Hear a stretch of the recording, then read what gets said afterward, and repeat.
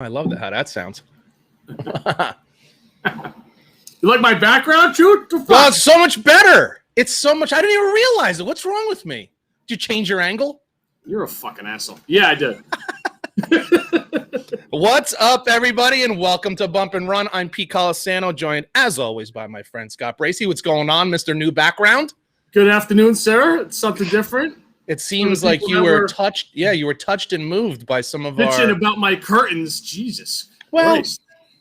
They were worried. They were just worried about you. They were concerned. And then they're going to bitch about this. You can't make everybody happy. Listen, it motivated me. I got like a little moving background sky thing going on here. Looks like you're going to heaven soon. See if I can point to this thing. This is like my clock. It's hard to tell because it's bright in here, but my clock is lit today instead of just being there. Is that a golf clock? What is going on back there? What's the? No, it's like a Vegas poker clock. It's hard to tell. It's bright in the garage. Nice. So, yeah, I mean, people are concerned about us. Listen, they like the show. Let me tell you something. I don't know. I saved this for us being on to tell you. We had a record week for listeners this week. It was our greatest week that we've had. This is our 20th episode. This was our greatest week so far. That's awesome. And it means that people are enjoying what we're doing. They enjoy the show. We greatly appreciate you guys listening. We greatly appreciate you sharing it with friends. It means a lot to us.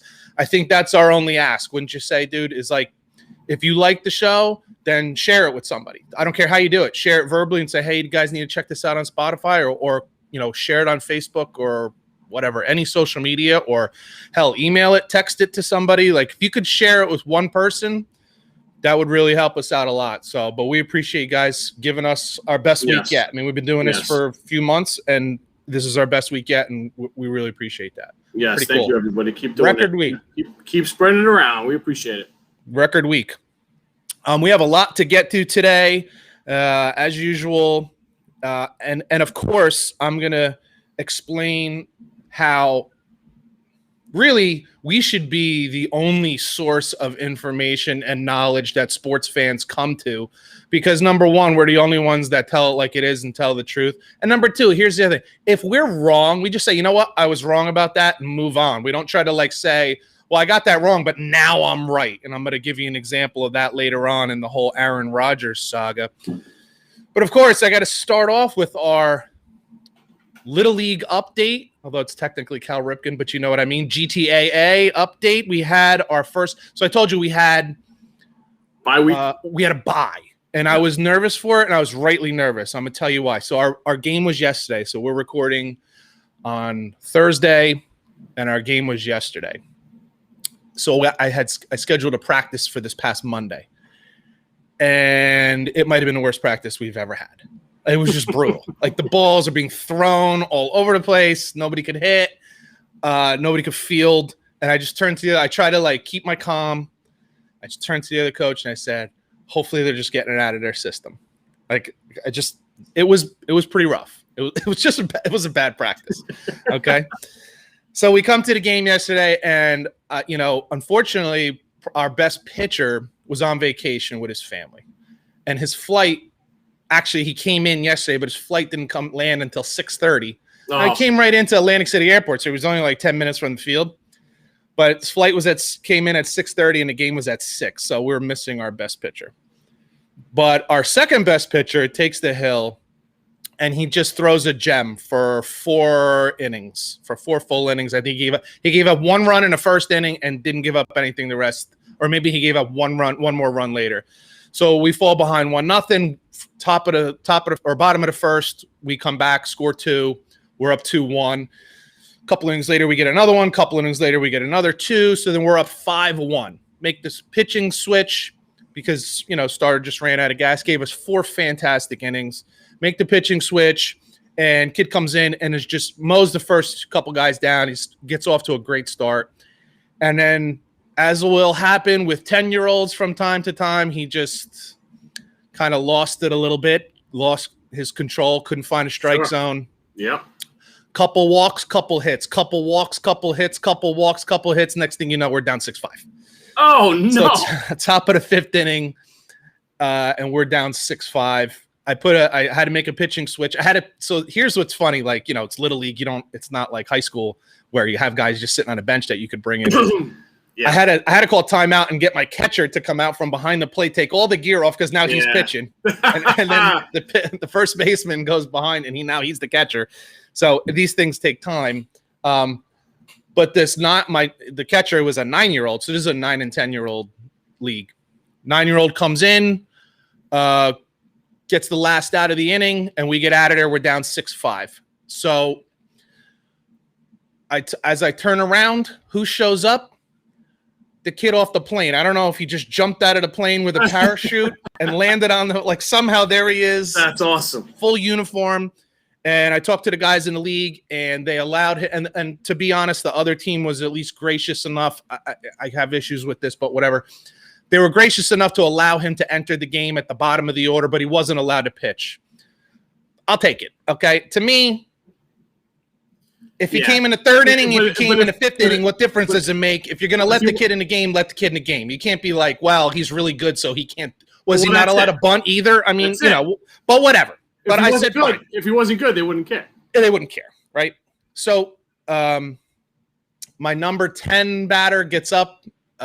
He doesn't love to swing, although he's been getting more aggressive at the plate lately, which I like. It's good coaching. But he draws a walk. Fantastic. Here's the kid. Here's the parachute kid right onto the field. And a drive. And he gets a single. Nothing big. Gets a single. Great. But now we got the top of the order. No outs. Cooking. Keep the merry-go-round going, baby. Yep. Yes. So before the inning even started, I told our best hitter, he's our number 3 hitter. He catches, pitches. He's a very, very good player. We fall behind, and I can see him coming off the field. He was pretty ticked off because we went into the inning up 5-1 or 5-2, and now we're down 6-5. And I said, look, get over here. I said, you're going to come up with 2 runners on base, and you're going to get a hit and drive those 2 runs in, and we win the game. And I'll be damned if he doesn't get up with, I think it was bases loaded. He gets up with bases loaded, and 1 bounces one to the fence. And 2 runs come in. Wow. And I guess there was 2 guys on base. And 2 runs come in. He ends up on third. 7-6. Couple pitches later, there's a pass ball. He comes in and scores. So now we're up 8-6. And that 9-year-old comes in. And I can't pitch that really good kid, but he ends up going short. The same 9-year-old comes in, mows him down. No, I'm sorry. I take that back. He gets a couple outs, but then now they have top of the order. Second and third, 2 outs. They're down by 1. Excuse me. God bless you. Thank you. And we end up getting the last out. I think he struck the last kid out. I think he struck the last kid out. And we were like, yes, we got the win. Drama. So it was a heck of a game. Awesome game. Cones? Both teams. What's that? Snow cones, chipwiches, or are you still cheap? For second place, like for semifinals? Win's a win, bro. You almost lost. You know what they call almost losing? Winning. That's what we're there for. Man, I'm going to send you some money. You're a cheap coach. You're not there for snow cones. You're there for wins. Listen, you do like a scotch after what you do every day? Yeah, you do. Maybe during what I do. So anyway, I said, listen, I brought him in the outfit. I said, that's what we hear. It's what we're here for. It was exciting. This was fun. My heart was pounding the whole game. I hope you guys, felt that too. That's where the fun is. I said, but we're not done yet. Don't get too happy. 10 years old. I won't even let these guys enjoy it again. I'm like, shut up. Stop talking. I'm talking. Let's go. Yeah. One more game on Monday for the championship. Full team. So hold on. So take it back. It wasn't a first round win. It was a semifinal win. If you semifinals. Well, then go door to door, buy ice cream. Let's go. You're crazy, dude. So what? Championship game's Monday. Not even a weekend, huh? Well, here's the brilliance of my coaching, by the way. If our starter had thrown 66 pitches, he wouldn't have been able to play on Monday. He wouldn't have been able to pitch on Monday. Oh, yeah. He threw 63 pitches. Genius here. Pulls them. Genius. Did I mention that part? You had no idea. I had no idea. I had no idea, but I did check it afterwards. I'm like, damn, because I actually thought the game was going to be Wednesday. I thought we had a full week and it wouldn't matter. Yeah. These guys are like, no, the game's Monday. I'm like, Dude, oh, isn't that a stupid? shit. Isn't that a stupid rule? 3 pitches and you get it like a day. Well, listen, I know they're trying to protect these kids' arms, so whatever. I just you would have know, said, kids' I arm just is would have said, furballs. schedule it. Why are you putting coaches and players in this position? Why not just schedule the games for Tuesday?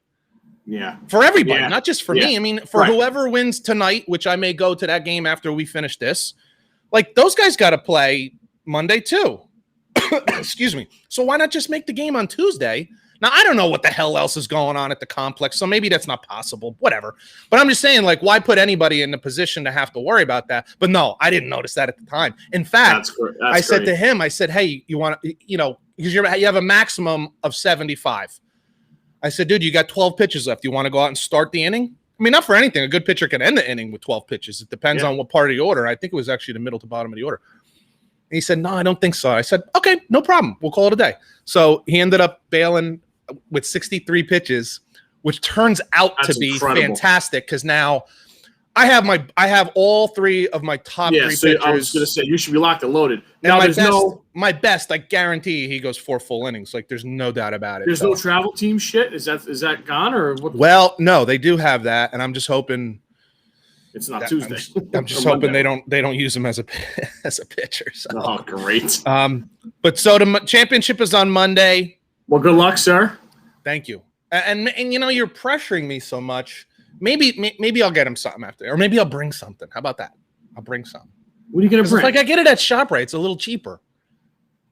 Oh, you are unbelievable. Come on. We're gonna bring a cooler with like Italian ice? Yeah. All it's right, kind of all nice, right?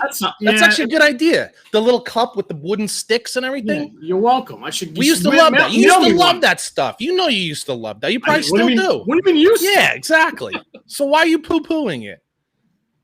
I just can't get over you don't want to reach in your pocket at the concession stand. Help the town out. No, what do you mean? I am helping the town out with my coaching. You got to hear the compliments I get. Backhanded. Well, I shouldn't say backhanded. Back channel, not direct. Yeah, back channel compliments. You're like a young Pete Rose. You got some action on his. You got to hear. Right? You got a little side action going on, a little cashew. Shit. Oh, that's good stuff. So it's going good. I was nervous. I was nervous for good reason too. But one question: turned out okay. How's Peter Richard doing? Played a good game. Did not get a hit, but made some really good contact. And frankly, with all these guys at this, because the kid who was pitching against him was throwing some gas. I got to be honest with you, I don't know if I would have been able to hit it. So the fact that he grounded out to second, but it was a really nice shot. Kid fumbled it. He almost was safe. So he good. He did okay. All these kids, when they make good contact, whatever happens. I mean, because they're not used to seeing that kind of pitching, man. So when they see that and make contact, they're not afraid. They actually get after it. I don't care what you do.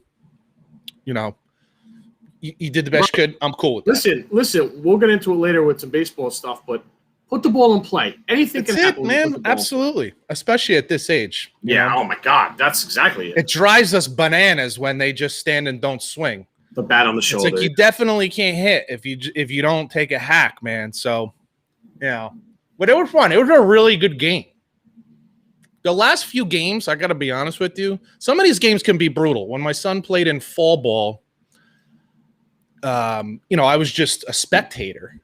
So I'm sitting there watching, and I'm like falling asleep because I'm like, Jesus Christ. And I'm thinking, is this what it was like when I was coaching? Because it seemed like there was a little more going on. Checking NFL scores in your seat, like, this is not Got great. parents going by, what's the score? I'm like, dude, I have no idea. Like, how does anybody pay attention to this crap?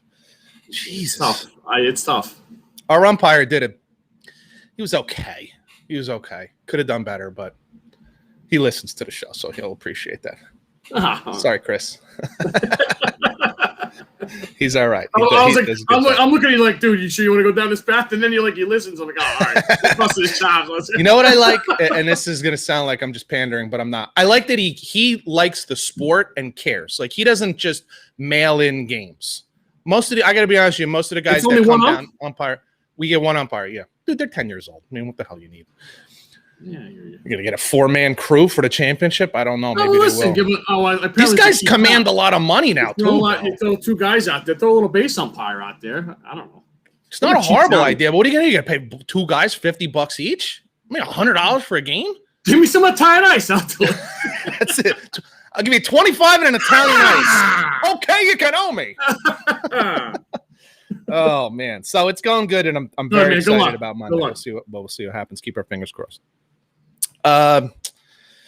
Just when I thought, what did I say was it a week and a half ago, 2 weeks ago with the PGA Championship? I said, besides the Phil thing, I said, you know what I think it might be? It may also be the end of the what? Do you remember what I said? Remember what this dummy said? I said, it may also be the end of the pandemic because people were touching each other and hanging on each other and excited. Yes. No words have been more inaccurate than those. Just this past weekend in the PGA at the Memorial, Jack Nicklaus's tournament, it's bordering on a major. I mean, it really is, man, and it's a beautiful place. Oh, and he's done a ton of work to it too. The last couple always does. He's always like upgrading and changing it, and how they can get it to look so perfect. When I remember last year, I'll never forget this. Last year, when the tournament was still going on, but now the leaders are on like the 15th, 16th, 17th. Construction workers were already on. I don't know if you call them construction workers. They were taking the sod up. I remember they were already digging up. Like they weren't wasting a minute. I mean, they weren't even wasting a goddamn day. Like they were already digging the place up. That's crazy. You're right. Getting it ready for whatever changes they were making, which is amazing. But Jack does a great job with that, and it's a beautiful tournament. And the players, because they have so much respect for Jack, they most of them show up. So yeah. But unbelievable. John Rahm, how far was he ahead? 6-stroke lead. Oh.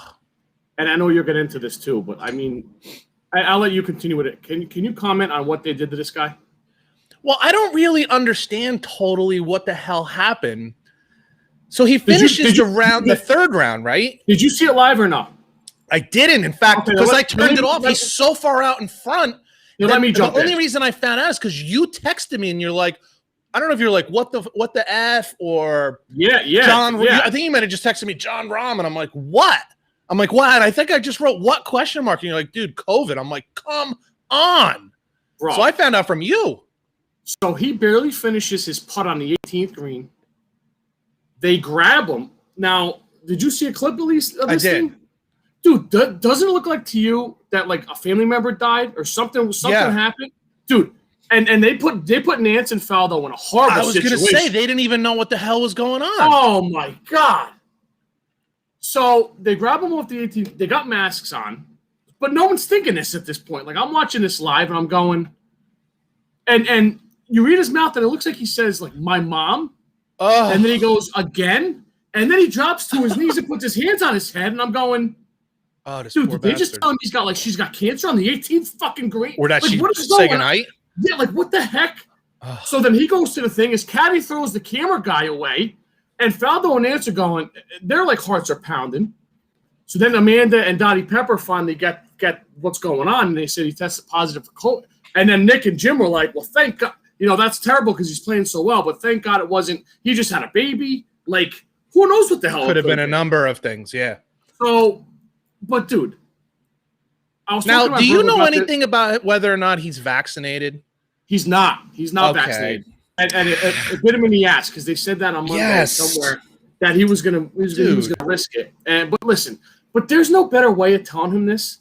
You could have bring him inside when he was. Yeah, wait 30 seconds. Exactly, 30 seconds. So that he's off camera. But then they're like, oh, maybe he was gonna shake people's hands. He already shook the guys he playing with. They're caddy. Like, I don't know. It was a horrible look. BJ looked terrible. Xander Schauffele was saying too, like, they were asking him, do you feel bad that he had to pull him? He goes, listen, it's unfortunate that he's playing so great, but they pulled another guy a couple weeks ago. You can't have special rules for people. I don't feel bad. Well, I feel bad that it happened. It's not wrong that they did it. You got to do it. Right. No, and by the way, him not being vaccinated totally his choice. Don't get me wrong, because I'm not an anti-vaxxer or anything like that, but I didn't want to because I just didn't feel like I needed to. I'm not in the high risk pool. I'm in my 40s, no medications, no comorbidities. I'm a healthy man. Like I'm good. I didn't need it, but I did it anyway just because of access to different things. I didn't want to. Eventually I'm going to be older, and if this thing is sticking around, then I'm going to have to get it later anyway. Yeah. Whatever. I just didn't want to deal with all that shit, so I got it. So the PGA did nothing wrong here. No. And I'm not trying to blame him if that's your choice, but then you got to live with the consequences, and the consequences are you're shit out of luck. When he settled down, he did. He handled it right. He said all the right things, and it is what it is. It just the whole thing for like a half hour after was a bad look from the PGA. Like he just couldn't. Yeah, the only mistake you can say they're making is that they told him right then and there. Like, well, that's what I mean. Or you should have said, "Hey, come with us for a minute," instead of. If you're gonna DQ him, his fucking scorecard doesn't matter. Or not for anything. Did you find out when he was on the 18th green, or did you find out when he was on like the 16th, or couldn't you help out him in between holes, or during a commercial, or? Well, if you found out when he was on the 7th, didn't you want to yank him there? You're going to let him play? Like that's the question. I don't know if those questions have been answered, and maybe that's how they could have handled it better. But it just sucks, like. And he's won that tournament previously, right? So he loves the course, is familiar with it. These guys always through 3 rounds, dude, ripping it up. Pretty crazy. So pretty crazy. It made Sunday more entertaining a little bit on a golf standpoint because I think the 2 guys that were going in were tied at 12 under. Yeah. And they went to a playoff at 13 under in a pouring rainstorm. Who ended up winning? Morikawa? No, Cantley beat him in the first playoff hole. Oh, right. Okay. And they were spraying the ball all over the place at that point. But it just goes to show you, Rahm might have been 22 under with a win easily. So it just. Yeah, and he wasn't at that position by accident either. He didn't get some lucky bounces. He was just throwing darts, man, and driving a ball. He was having a great tournament. It's a shame. I feel bad that it happened, but I also got to say, that's the risk you take if you decide not to get vaccinated. There was a video out this week. I think it was a guy on the Redskins. I'm sorry, there is no Redskins anymore. Take that back. Please don't cancel me. The Washington football team. Did you see this?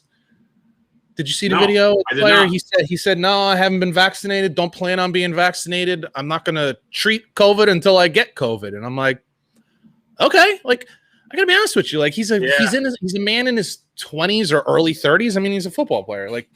Healthy. But I get it. But you just have to accept the fact that if you do get it now, you may be out for 2 weeks, which could turn into 3. Depends on when you get it. There's a process, and you have to be ready to accept that. That's all. I mean, it is what it is. I get it. I'm not trying to shame anybody who doesn't vaccinate. That's your business. So no, it is. It is. That's the way it goes. That's just the way it goes. It just we might see more of it. Yeah, I know. It does. Yeah, I don't know. It'd be interesting. But do you think golf could change their rules? If this does happen, can you send the guy out by himself? Well, I thought that was the way it was in the beginning. I thought. Yeah, I could have sworn Jason Day did that a year ago. I feel like there was something if you tested positive but didn't have symptoms, if you were asymptomatic, you were allowed to go out but by yourself, or I don't remember now. Yeah, if there's just one you can do by yourself, it's that. So yeah, plus you're outside. You don't have to really be near anybody. That was the whole reason golf was one of the first sports to kind of come back, was because you're outside, you're by nature of the sport isolated, you're not near or touching anybody. Yeah, it just sucks. It definitely sucks, but that's the way it goes. NBA playoffs have been, I gotta be honest with you, it's been entertaining for me, man, because there's been a number of surprises. When we came on last week, we were looking at the possibility with the Clippers and the Mavericks. At that point, there hadn't been a home team get a win in that series, right? And a home team didn't get a win until Game 7. Clippers end up winning that series, which it was the craziest series ever. They went 6 straight games without a home team winning a game, which is bananas. That's just crazy. And it wasn't until Game 7 that the home team actually finally won, which was the Clippers. But that game made me think, or I'm sorry, not that game, but that series kind of brought something up to me, and I wanted to ask you about it. If you remember a year and a half ago, when maybe it's a little bit more than a year and a half ago, so Toronto wins the championship with Kawhi, and then it's like, where's he going to go, right? And the talk at the time was, is Kawhi the best player in the NBA? Do you remember that? It was like LeBron's getting older, KD was hurt. Yeah. And it's like, Giannis really isn't much of a shooter. They just beat Steph in the playoffs without KD. Steph. So, yeah. Right. Yeah. So it's like, is Kawhi the best player in the NBA? And now a year and a half later, you're like, you forget about him. Kawhi isn't even like a true number one. Like he's not even like he's talent wise, he is a true number one. He's a number one on a team, but okay. So what LeBron, Steph, Dame, Embiid, KD, or Harden, what these guys all have in common, while their games are vastly different, what they all have in common is they are the leader of their team, and they kind of control, I don't know, not just the tempo of play, but like the kind of culture of the team. Like if you just look, like they are in control. Kawhi, because he really doesn't talk much, he really isn't, particularly verbal. While he may be the most talented player in the team, he's just not a leader in any sense of the term. And then what they're lacking, clearly what the Clippers are lacking, is a leader. And you can see firsthand what that does. All you have to do is look at the Phoenix Suns and Chris Paul. Like, that was a team that was on the rise. They almost made the playoffs last year in the bubble. And then you add a Chris Paul, and they're probably right now the best team in the West, where it's like them and Utah are the two best teams in the West. And it's not because of stats. It's because he drives the bus, man. He's the leader. He's the Tommy's back. Oh, that's right. All right, that's a great question. I'm going to get to that in 1 second, because it kind of lends itself to this topic here. Kawhi's just not a leader. And to Tom's question, so Tom Valentino says, why is Paul George so overrated? I think it's for a similar reason. So now the funny thing is, Paul George is kind of second best player on the Clippers. He's not a leader either. No, not even close. You know what I'm saying? So now you have two talented, one supremely talented, one very talented player. Neither one of them is a leader. And it shows because they struggle at the end of games. Thank you, Ann Fish. She agrees. See, it's easy just to agree with me here. This is what you do. Let me see if I can add this. But I have a question for you. Yeah. You wouldn't argue that Kawhi wasn't a leader in Toronto? No, definitely not. No, he wasn't. He wasn't the leader. What was his? Who was? What's that guy's name? They were trying to trade him this year. Don't tell me Van Fleet. No, come on. Who's the other guy that they were trying to trade? Kyle Lowry. Kyle Lowry, and he's a perfect example. He's not a stat machine. No, but he drives the bus. You need the guy that drives the bus, and that's kind of why the Clippers got Rondo, right? They wanted to have that guy who drives the bus, who does it. He's not necessarily looking for stats. He's looking to lead. And to me, what I saw in the first 5 games, the end of the season, first 4 games of that series, I saw two guys that really didn't want to hear Rondo drive the bus. They didn't want to hear it. They were like, "This is how we do it." And it's like, well, dude, you're not winning. Like, you're about to get knocked out again. You know what I'm saying? So, but if they start to, they're a really tough team if they have some leadership. You got to give Ty Lue some credit there too, dude. Because you got it. You do. It's funny too, man, because he was ready to get crushed, and now he's like, well, dude, if they lose that series. Now, the big signings, the trade, and then you're out in the second round last year, first round this year. It's like and the Lakers are out of your way now, dude. You got right. I hear it. Yeah. So it's interesting to me how a year and a half ago we were talking about, is Kawhi Leonard the best player in the NBA, and now we're like, dude, he's not even a leader of a team. He's barely the best player of a team because he's just not a leader. We can say what we want about LeBron. I'm not a huge fan of his, but dude, there's no question he sets the tone for whatever team he's on. You know what I'm saying? Chris Paul, Steph, like, you just go down the list. You can say what you want about James Harden. Look at Houston now. They couldn't win a game this year. So. By the way, I love that you've turned into Dr. Jack Ramsey in the NBA. Why you say that? Why? Because I have no hair in my head? Is that why you said it? No, I don't either. But you're not a big regular season guy, and you're coming in hot in the playoffs here. I know you said because you know what? I here's know what it's not, happened. it's not a regular season sport. I know It that. clearly isn't. But what I'm seeing in the postseason that you just don't see in the regular season, they're not calling ticky tack foul. And forget about ticky tack foul, dude. I feel like this is like 1982 park. Yeah. I'm watching guys get hammered, and they're still like, it's okay. Like I like it. I got to be honest with you, I like it because what you're getting, you're still getting the high scoring, but there's a little more physical play. I still don't love the way the game is played, where there's so many friggin' threes. That's not going away, dude. Yeah, I know. That's a topic for another day. There's a time to shoot threes and there's a time not to. Like a bad three is not better than a good two. Like a good three is better than a good two, but a bad three is not better than a good two. But that's for another day. So anyway, I just thought that was interesting. Speaking of LeBron, this came up. Of course, hey, listen, Lakers get knocked out. They were banged up. I did not put it past LeBron to somehow will that team through a first-round win against a relatively inexperienced Phoenix Suns fan, but they did not. And Lakers lose. LeBron's out. First time 14-1 in first-round playoff games. Friggin' unbelievable. Yeah, that's crazy. And then the comments come out. So then I'll ask you.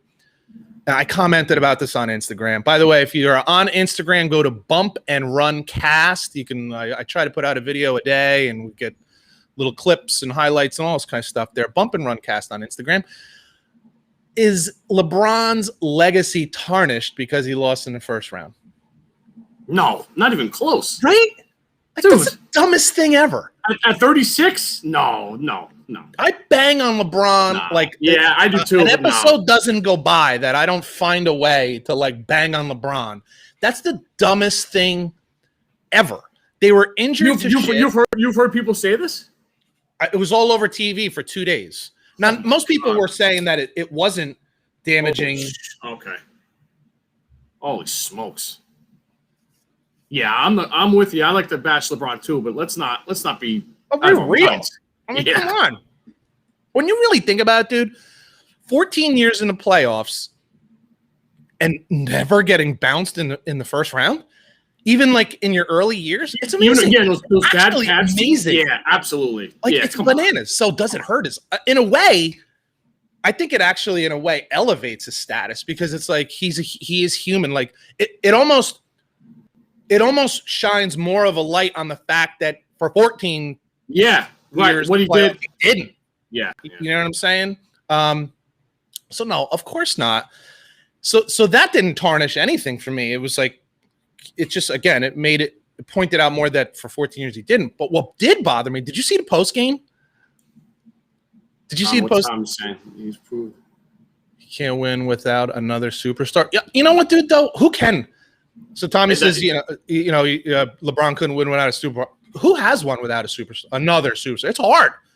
It's hard. It's really hard for Damian Lillard has shown it's really hard to win by yourself. Who's the last guy? Dirk, maybe, with the Mavs to do it without another superstar, and that was what, 06? Well, but they had a very complete team.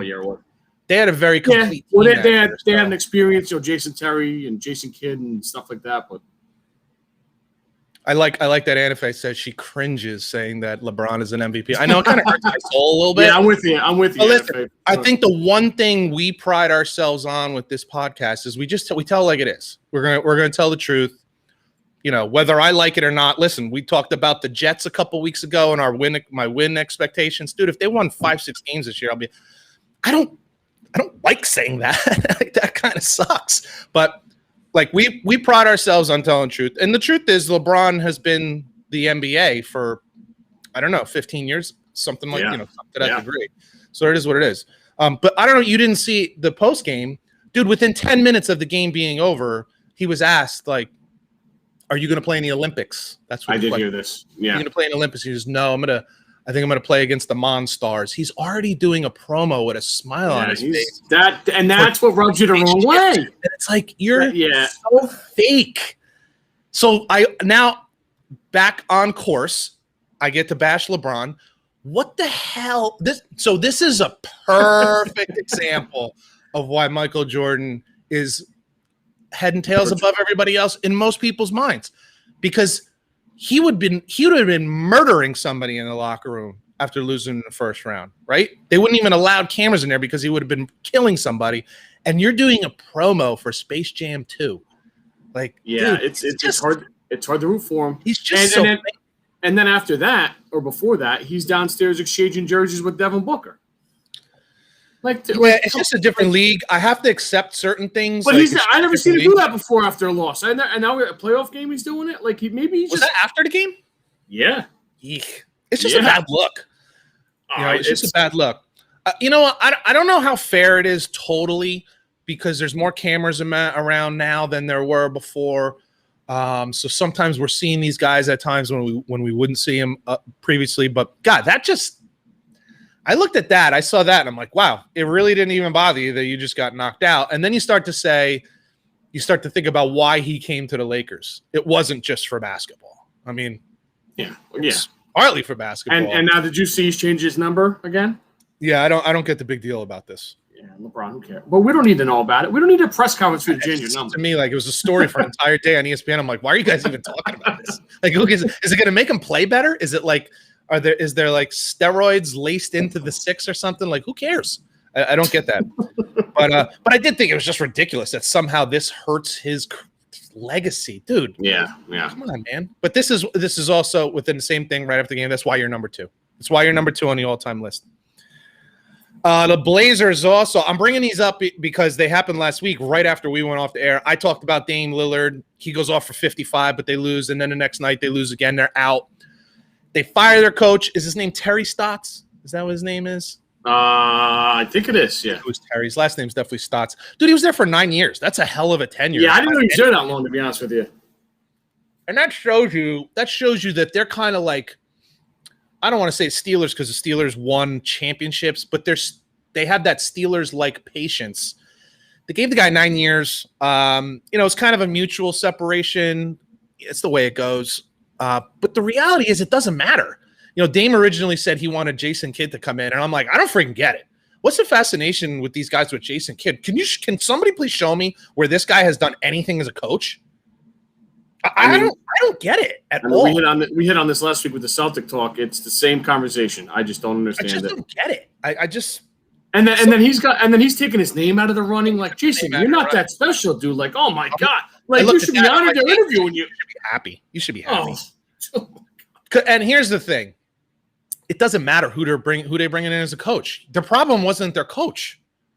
Like, the problem is he doesn't have a real – CJ McCollum is a nice player. On a championship team, he's a really good number 3.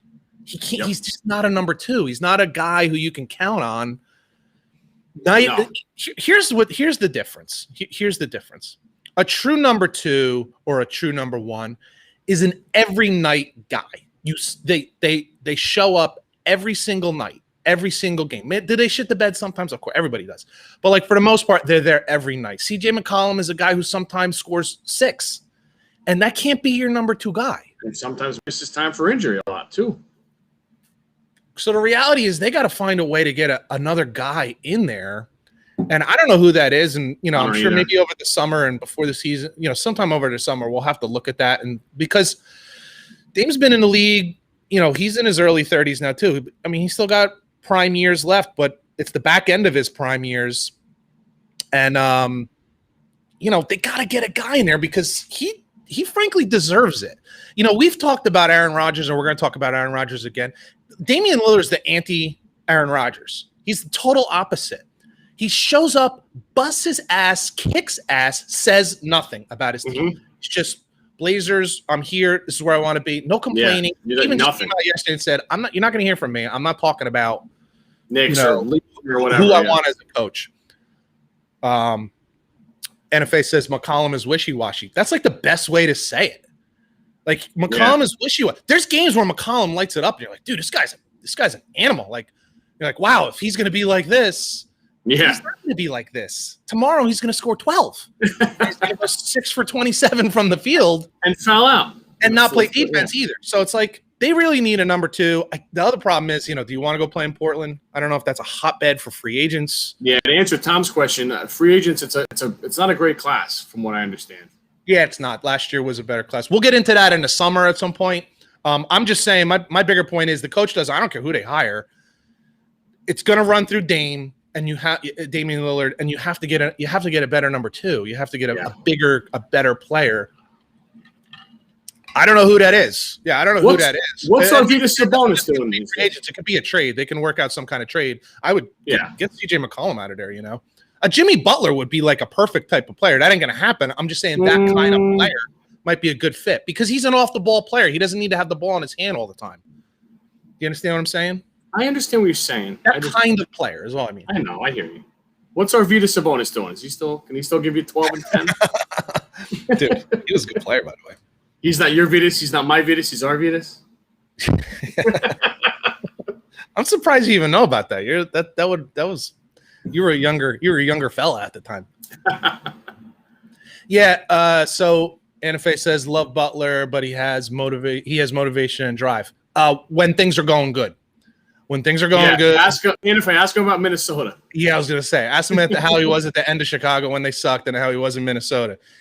But when things are, I shouldn't say when things are going good. When their team is competitive, dude, the guy plays balls to the wall, and I can appreciate that. I'm just saying that kind of player. Plus, he plays good defense, and Portland sucks on defense, dude. They couldn't stop like a light breeze.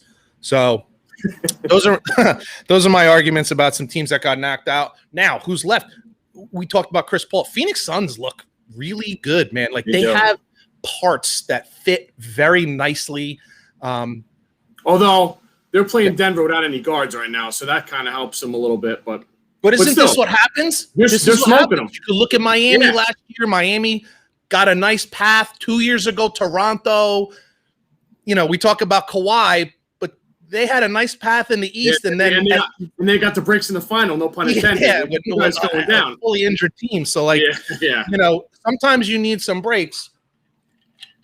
And that's just the way it goes. You could say that about LeBron last year. Like, he didn't have to face certain guys, certain teams. You had the Warriors were weak. San Antonio no longer. Like, the West was kind of weak last year. Clippers were knocked out. Like, sometimes you just need the breaks to go your way. And they ended up playing Miami in the finals. And Miami was I think they were a 6 seed, or 5 or a 6 seed last year. Yeah. So sometimes you need the breaks, and that's just the way it goes. But, hey, you take it as it comes. You know what I'm saying? You take it as it comes. You could say, the anti-Jordan argument is that they had a harder time getting through the East than they ever did in the finals.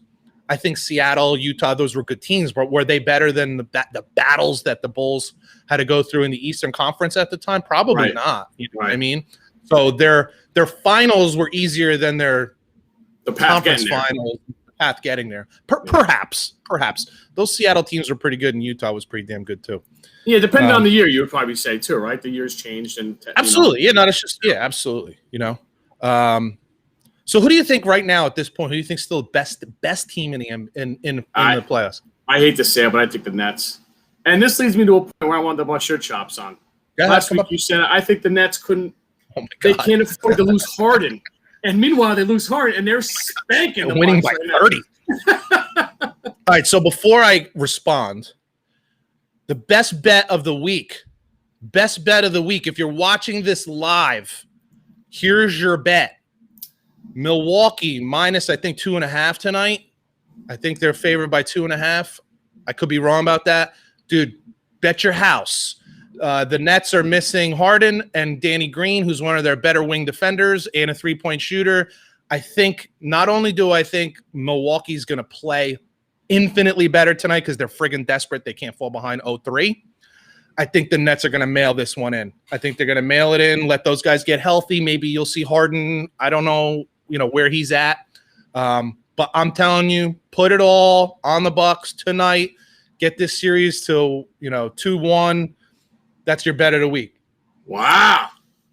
I have to agree with you. I was surprised. I wasn't so surprised that they won the first game when Harden left early because, teams rally. Yeah. One of your best players goes down, you rally. I don't know what to say about the second one other than Kevin Durant is an unstoppable scoring machine. Yep. I mean, he could get a shot off anytime he wants. It helps to be 7 feet tall and able to shoot threes. But he can handle the ball. He can go by people. He's an efficient dude. He didn't shoot like 40 shots. I think he only shot like 18 shots. He was like 13 for 19. Like gets to the free throw line, and then he's almost down. I know, it's crazy. And when Kyrie is right, we don't like him, or at least I don't like him. I wouldn't want him on my team. But boy, when he's right, boy, oh my God, he shits on people, dude. He just leaves you standing there. That's another thing that frustrates you with him. If he just had his brain right, like I know that's the conundrum, right? Like you see that, you're like, I want this guy on my team, and then he takes off for 2 weeks, and you're like, how do we get rid of him? Yeah. And listen, maybe he has a birthday party coming up. He might be out. You don't know. But I think I have to agree with you, though. I see flaws in every other team that's left in the playoffs. And while the Nets' flaws coming into the playoffs was that they didn't play great defense, I'm not going to sit here and tell you playing great defense, but they're playing good enough defense. Absolutely, they are. They've trashed, except for one game that they mailed in against the Celtics. Like they've trashed everything that's coming their way. I have to give their GM some credit because it's easy to say, well, you brought in these superstars. Yeah. He also surrounded them with shooters that are guys that can fill it up when these guys kick it out. It's hard. Yeah, they're tough. To think that you're going to beat them 4 games in a 7-game series. Yeah, it doesn't look like it's going to happen. Right. Yeah. So I don't know if I should save this for next week or not, but I'll just ask you now a little bit and just give me a quick.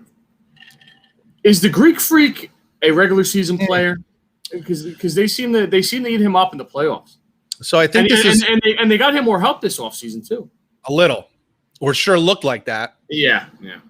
I think what the problem is there is that they use him in a way that's not best, that he's not best used, or he's forcing things to show like I'm an elite all around player. He really shouldn't be shooting threes. He really shouldn't be out there at all. And the other side of it is when he does post up, dude, he's a nightmare because at his height, he's so quick. Yep. Nobody can. I mean, even Embiid, who's a little bigger than him, he's too quick for Embiid. He would be able to go by. Like, he should be a post player. He should be a post player and not try to dominate from outside. Do you know what I'm saying? Absolutely, yeah. He's not a great shooter. I heard a stat this week that he's like 33% shooting from outside of 3.5 feet. So it's not just from 3. He can't. He's not a shooter. He just can't shoot right now. At least not well enough to be out there. And yes, he can drive to the basket, but the problem is when he drives to the basket, teams just collapse. They collapse, and now you're not just like making layups because you got by your guy. You're going around 3 or 4 guys. So he's either got to learn to kick those out for somebody to shoot a 3. I just feel like he forces the game. Now, I don't know if that's coaching that's making him do those things, or that's him saying, I'm going to show you I can do these things. It doesn't matter to me, whatever the case may be. The reality is he's forcing a game that he doesn't have, at least not yet. So, and then on top of that, he's been terrible from the free throw line. So now if you're going to drive and get fouled, you got to hit free throws, man. Like you can't keep doing that. So maybe all that gets lost on a Wednesday night in February, in Milwaukee where we don't give a shit. But now, so that Milwaukee's favored by 3.5? Is that? I think that's what Anna is saying. I think she's dude, unload. They win by 10 easily tonight. I would take them. I'd be more comfortable taking a first half, come out of the gates hot as hell. I was just going to tell you, they're going to come out to a 20-point lead. And then I don't know. Closing the game out with them isn't exact. I wouldn't be too comfortable with that, man. Especially you're laying points. You get that like weird 3 at the end, you win by 2. You got to sell. I'm telling you, they win by double digits tonight. They're desperate. Here's the other thing: if they get out to an early lead, I think the Nets just lay down and say this game doesn't matter.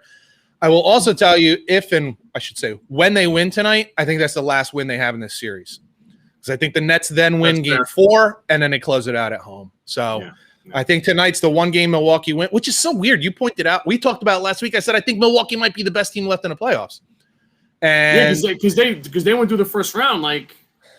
Oh my God, they looked fantastic. They were shooting threes, and that's what I mean. Like the Nets are weird because they're not a good defensive team, but they're playing pretty decent. Well, I should say for the offense that they have, they're playing more than good enough defense. It just might be good matchups for them too, where they're the guys that they can defend, they defend them well. But we thought it was going to be a bad matchup, right? We were like, who's going to guard Giannis? And They're not doing it with one guy. Exactly. As a team, they're doing it. So the Sixers are the other team that's kind of interesting. They lose. You said to me, like, Atlanta's a pretty good team. I wasn't sure. I guess they are. Atlanta won a game in Philly. Embiid just took over the second game. He looks healthy enough. Healthy enough for now, healthy, but that could go at any minute though. That's so. He's what to me like Giannis should be doing, like back to the basket. Boy, he's unstoppable. I don't think there's anyone left.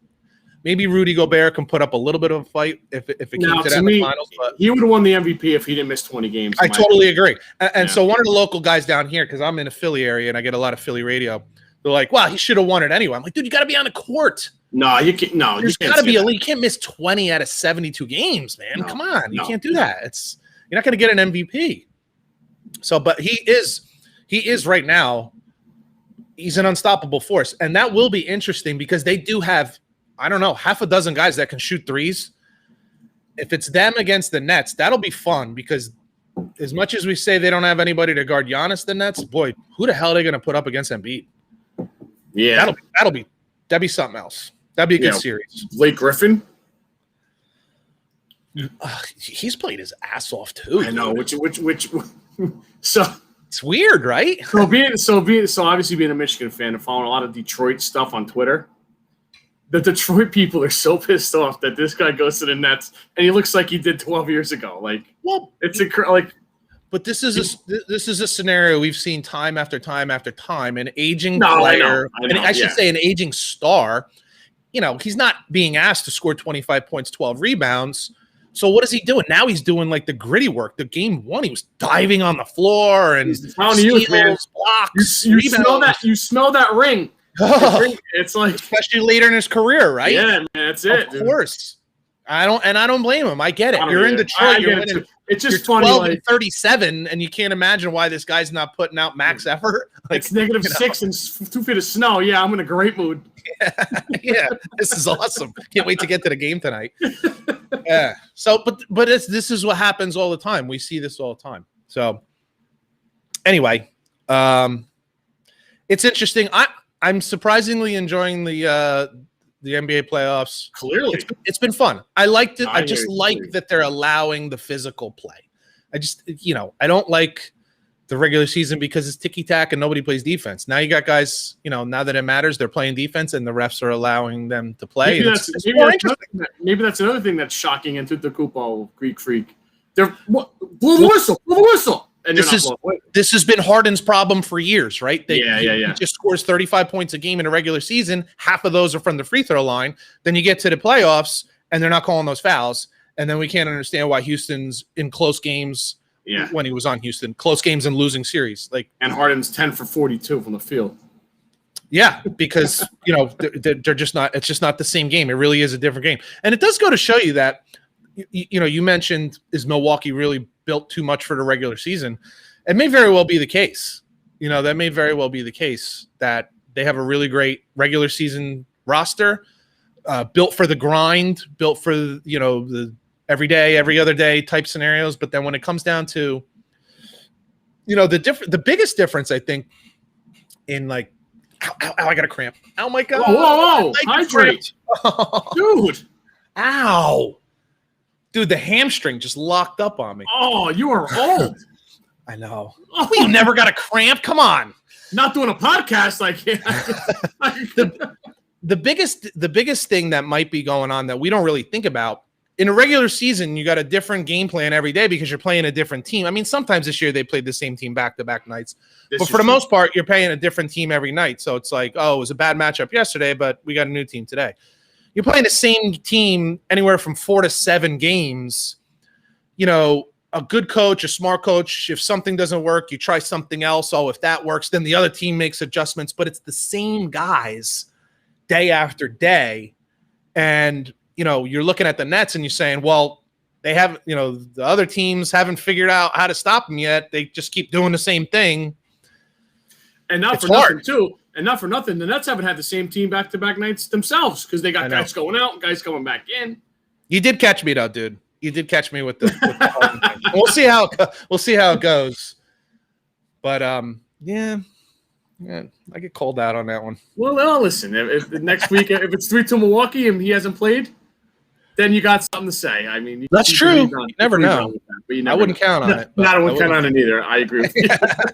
See, now that would be fun though, because then we're still talking about it next week. Yeah. And then I can be like, "See, I was right." I like being Scotty. Right. Yeah, you do. I heard that about you. I do like being right. It happens every once in a while.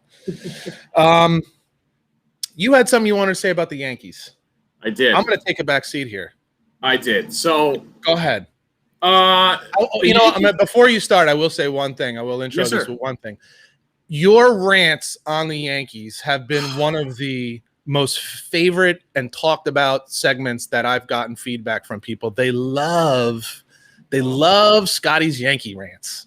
Well, the emotion is just like, it's like oozing out of your pores. Like you just feel it. Like it's written all over your face. You're sweating Yankee anger. Let's hear it. What do you got? I appreciate that, but I'm going to try to keep it to a low roar today. That's what you said last time. Yeah, that's true. So the Yankees bats continue to struggle. Did you happen to see the Sunday night game with the Red Sox? A-Rod was doing the game?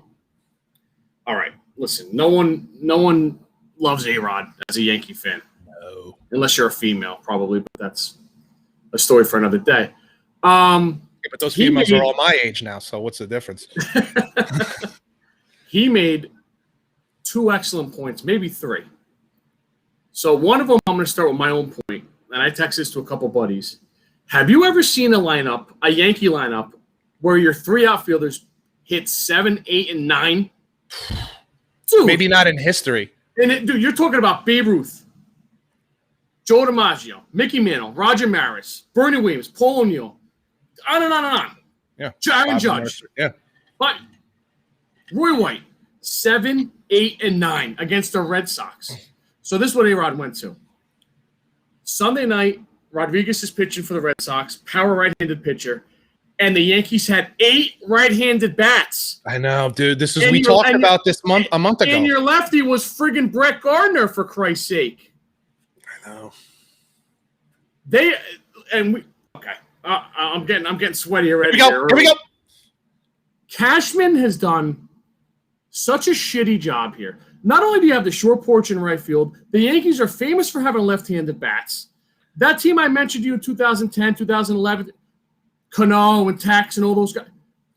How do you have 8 right-handed bats? How did this happen? It's not like Cashman doesn't either know history or the stadium. Like, he knows this. How did this happen? He fell in love with the damn opposite way power of Voit, Judge, and Stan. You had your left-handed I just figured that accounts for lefty bats. Yeah, you had your left-handed power with Hicks, switch in Hicks, and this is the other point A-Rod had. They never addressed Didi leaving from a left-handed perspective, from a leadership perspective, and how he handled replacing Derek Jeter is astonishing. He does not get enough credit for that. He was not only a phenomenal guy in the clubhouse, but flawless shortstop, always got on base. A-Rod played next to him, so A-Rod was obviously hyping him up because he knows what Didi's about. Gleyber Torres is out of position. When you have to put Aaron Judge in center, he's out of position. Clint Frazier plays right field or left field like Peter Richard, and that's not Peter Richard's fault. He's 9 years old. Wow, he's taking a shot at a 10-year-old. No, I'm taking a shot at Frazier. I'm not taking a shot at a 10-year-old. Andujar's worked his ass off trying to work on how to play left field, and when obviously he's getting hot now, his bat needs to be in the lineup. I've had enough of Garner. Playing Garner now, I know he went 3 for 3 last night. Great. Who cares? Nobody cares. Playing Garner now, when he's 0 for 40 and slow and can't throw, he was a good Yankee. A lot of respect for him. You're losing that now playing this guy every damn day because you're getting up. I'm sure I'm not alone. You get sick of playing this guy.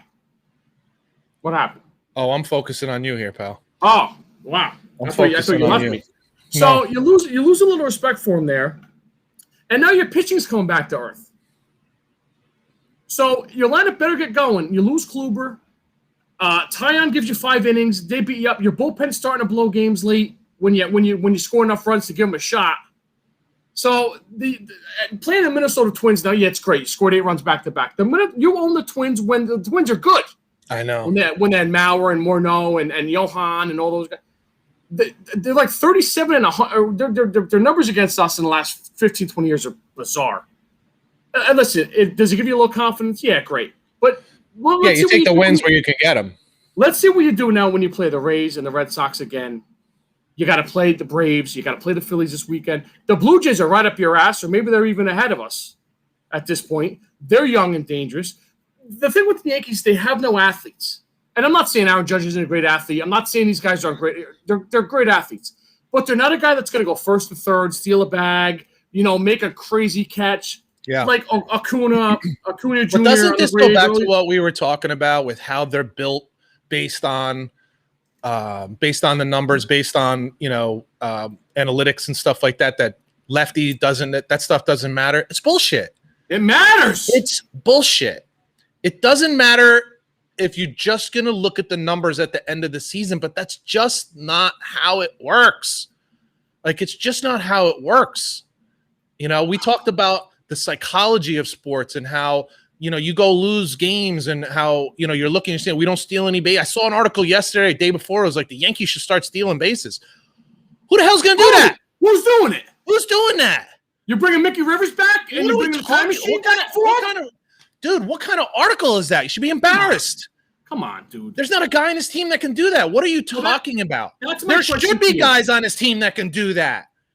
There should be, but there's not. There should be lefty power on this team, but there's not. There's not. Like listen. Cashman's been there a long time. He's doing things the way it's done now. I get that. I'm not trying to bash him like he doesn't know what he's doing. I'm assuming that this is going to happen over the next few years, but it has to happen.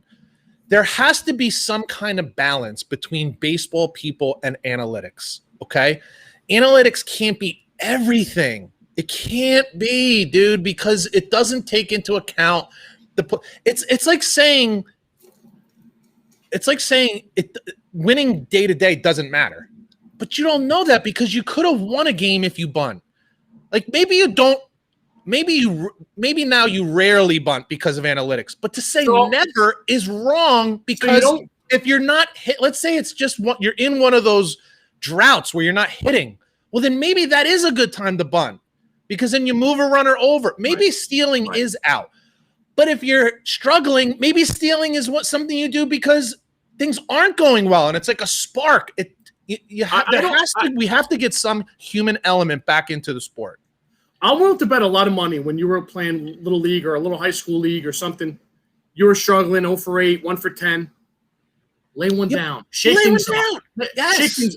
Dude, why? Where did that go? Wait, yes. It's up here. Touching first base. Get you a confidence go. Yeah. I can't stand it. You're right. We need a mixture now or something. So I have a 2-part question for you. One is, at one point do you mix something up? Do you shake something up? And if you do shake up the GM, this is years away from getting fixed because these guys are the same guys. Well, here's where I'll disagree with you. Go ahead. I don't think it has to be the GM, and I think the Yankees are in a unique position in baseball because they have, more or less limitless resources. So they can. They don't want to go over the luxury tax. I get it, but they could. But what they're going to have to if you want to shake this thing up. I understand. Sorry, it'll take is no. I'm just saying you're right. But what it'll really take are some balls.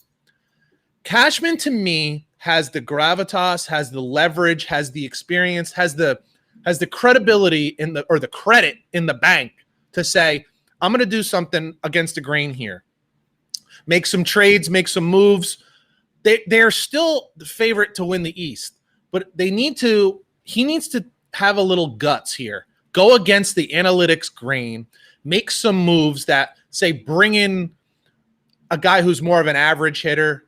I mean, hits for average, not he's an average hitter. Hits for average. Maybe bring in a guy who can get some steals. So bring in something that's a little bit of small ball. Find a lefty. That's all I mean about the money. I know they don't want to go over to luxury tax, but maybe there's ways of doing it. These guys are creative. He makes a lot of money because he's a smart guy.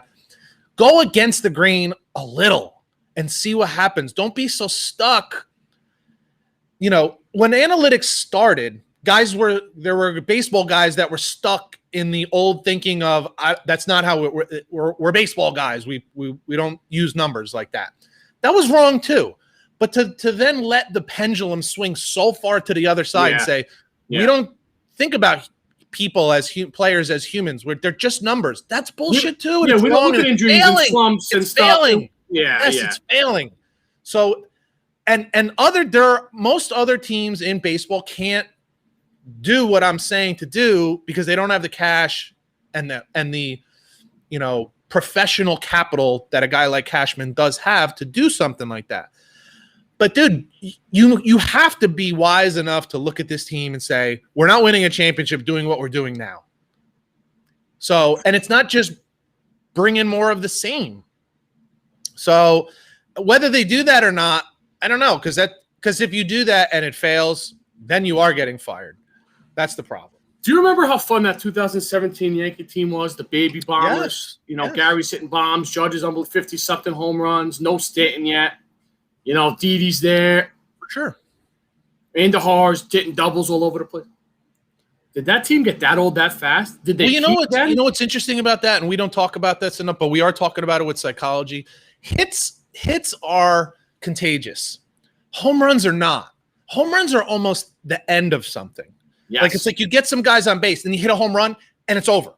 Whereas hits are often contagious because if you get a guy on first and second and you get a hit, one guy scores, one guy goes to second or goes to third. Yeah. Like the next hitter is thinking I have to keep this going. Whereas you see this all the time. A guy hits a home run and then the next batter or two, the inning's over. I don't just mean this with the Yankees. This is just no. Yeah. To me, that is sports psychology to a T. Like a home run is the end. There's nobody now on base. We have to start fresh, start from scratch. But like oftentimes when there's guys on base, you get hit after hit. The next thing you know, you got 7 hits strung together. Very rarely are you seeing big innings where it's like all home runs. Big innings come from single, double, single, double, single. Yeah, and that's just not how they play anymore. Walk the leadoff guy, putting the ball in play, like we talked about with Peter Richards' team. Put the ball in play. And see what happens. Like you said about with speed. Get a little hit and run going. Run the ball down the first base. Your guy gets nervous, bobbles the ball, throws it away. Now you got a guy in second. These parts of the game are now like non-existent. They're like hit and run. I can't remember the last time I watched a game. There's a hit and run.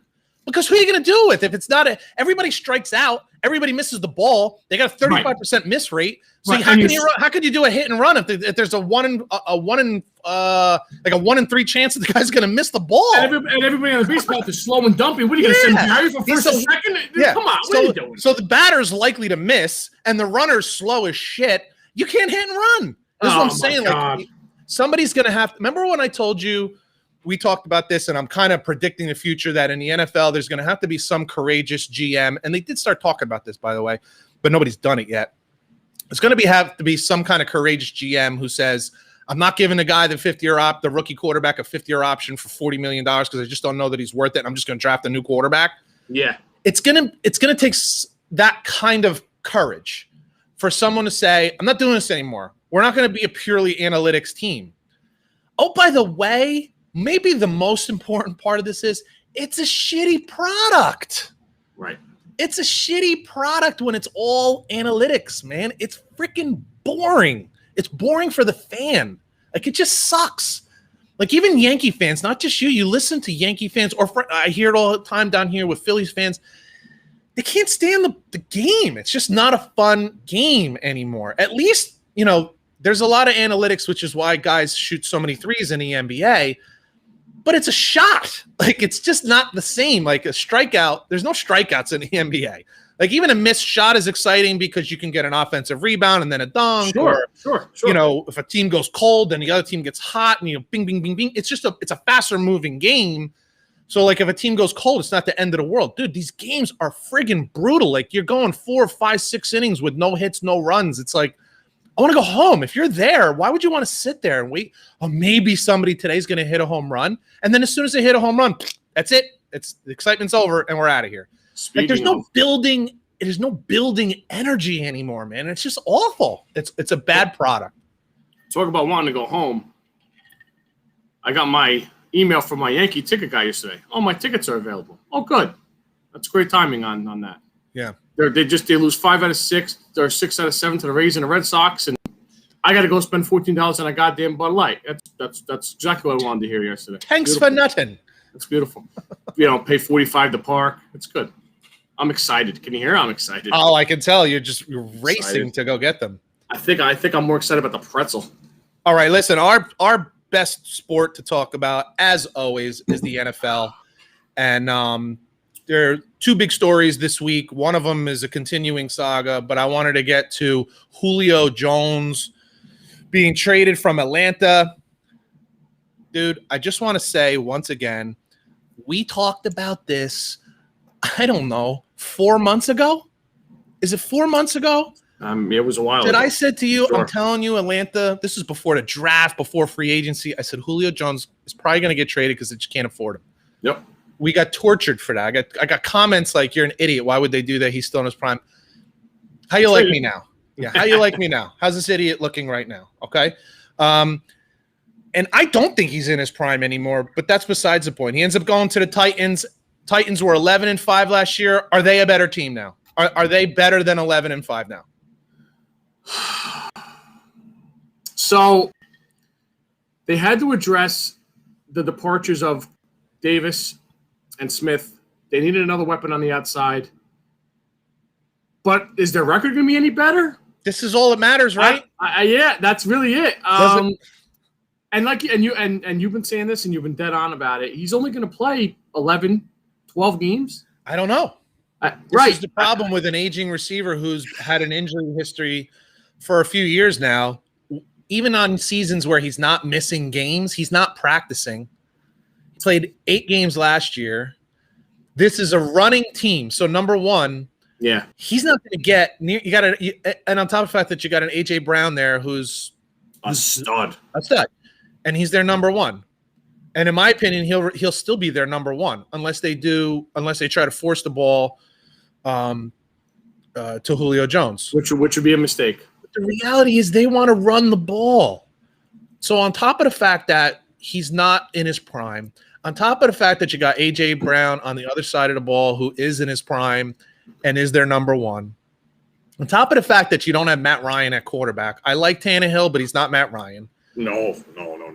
You have a team they have the best running back in the league, and on top of that, they want to run the ball. They don't just have the best running back. Like Dallas has a good running back, but they're going to chuck the ball all over the place.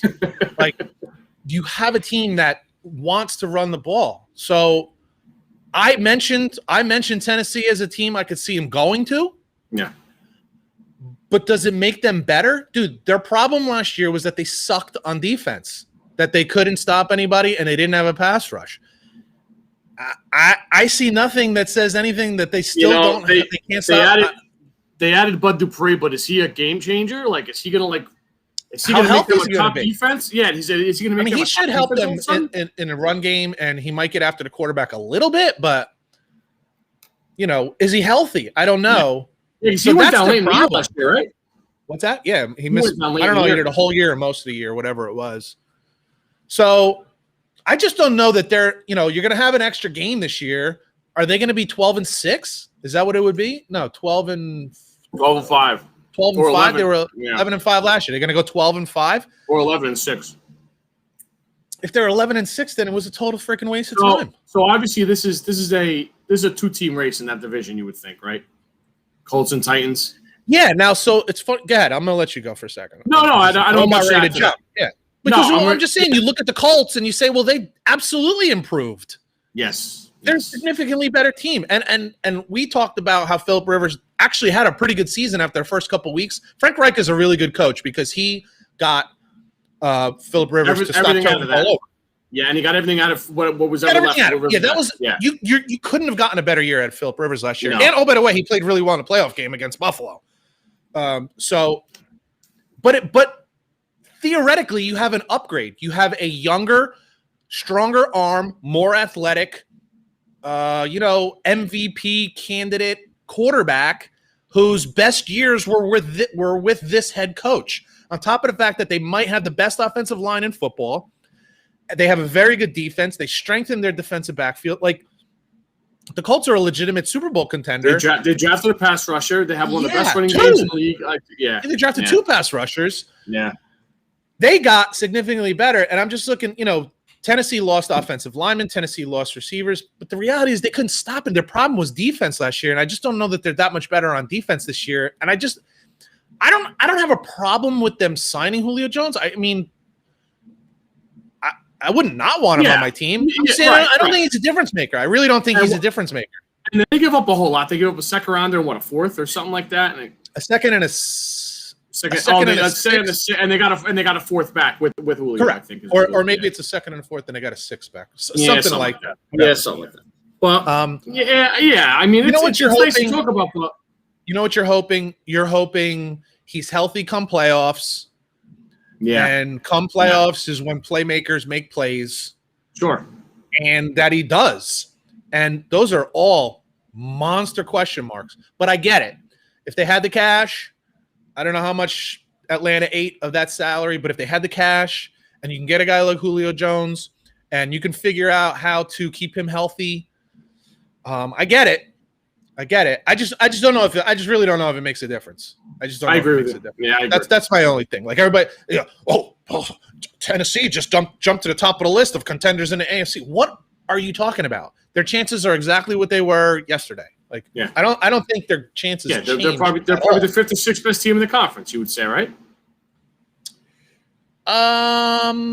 Maybe 7th, maybe 8th. Maybe I'm a little high. Who we talking? We got Kansas City, you got Baltimore, you got Buffalo.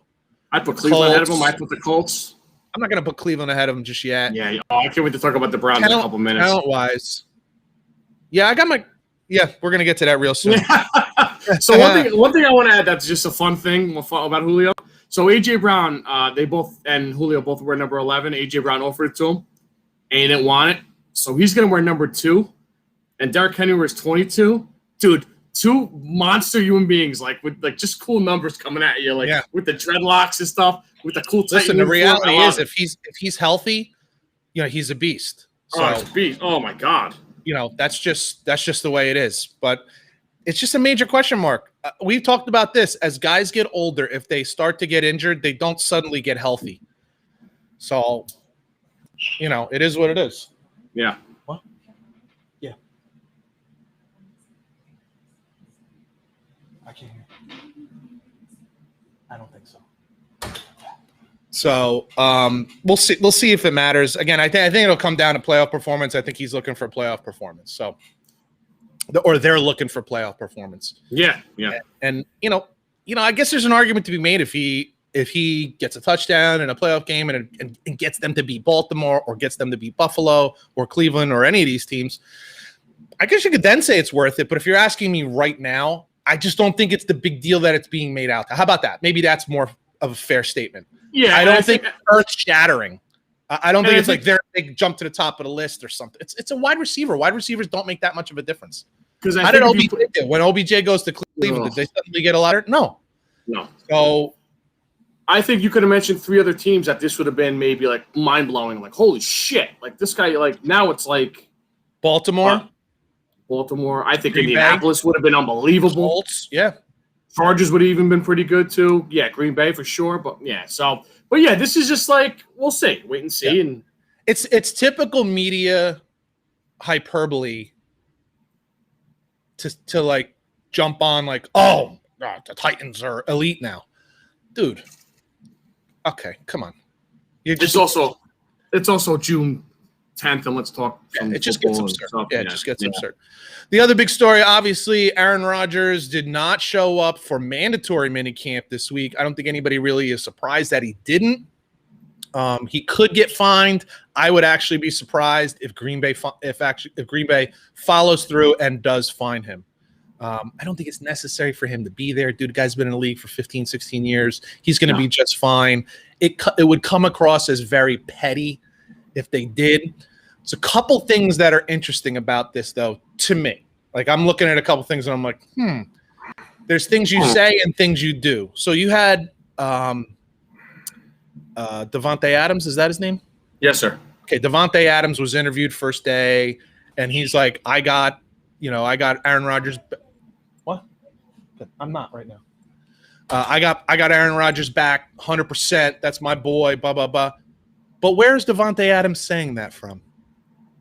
Packers camp. Mandatory minicamp, right? He's not like also sitting out in solidarity. He's not on an island. Like he, the video. He said, "I grew up poor. I'm not making money that's owed to me, so I'll be there." You know, like so, like well, so it just begs the question, like, well, what does that mean? You have his back. What does that mean? Like, yeah, I don't know what that means. I mean, you support him verbally. Like Bakhtiari came out and said, "Listen, he's my friend. I support him. He's got to do what he's got to do. But I'm here. Like yeah. So I get it. Like, listen, you can support your boy and still do your job too. Like, there's that also lends itself to the idea. I know players have come out and support. What the hell are you gonna say? You gonna speak out against Aaron Rodgers, dude? If that guy does show up, you know, in August or September." You need him to perform. You don't want him on your bad side. Certainly no receivers or tight ends are going to say anything. Dude, he's also the type of guy that if he finds out you said something, he'll get you cut or something. He'll get hurt. Yeah, he's a little baby about it like that. So nobody's going to speak out. But I will tell you this. I presented a scenario to you last week that I said is unlikely but possible, which is he sits out the beginning of the season, but then if they struggle, he may come back, you know, 4th, 5th, 6th week, whatever the case may be. I actually think a week later that's even more likely. Yeah, I agree with you. So, you know, that would be really interesting. Hold on again. Hold on.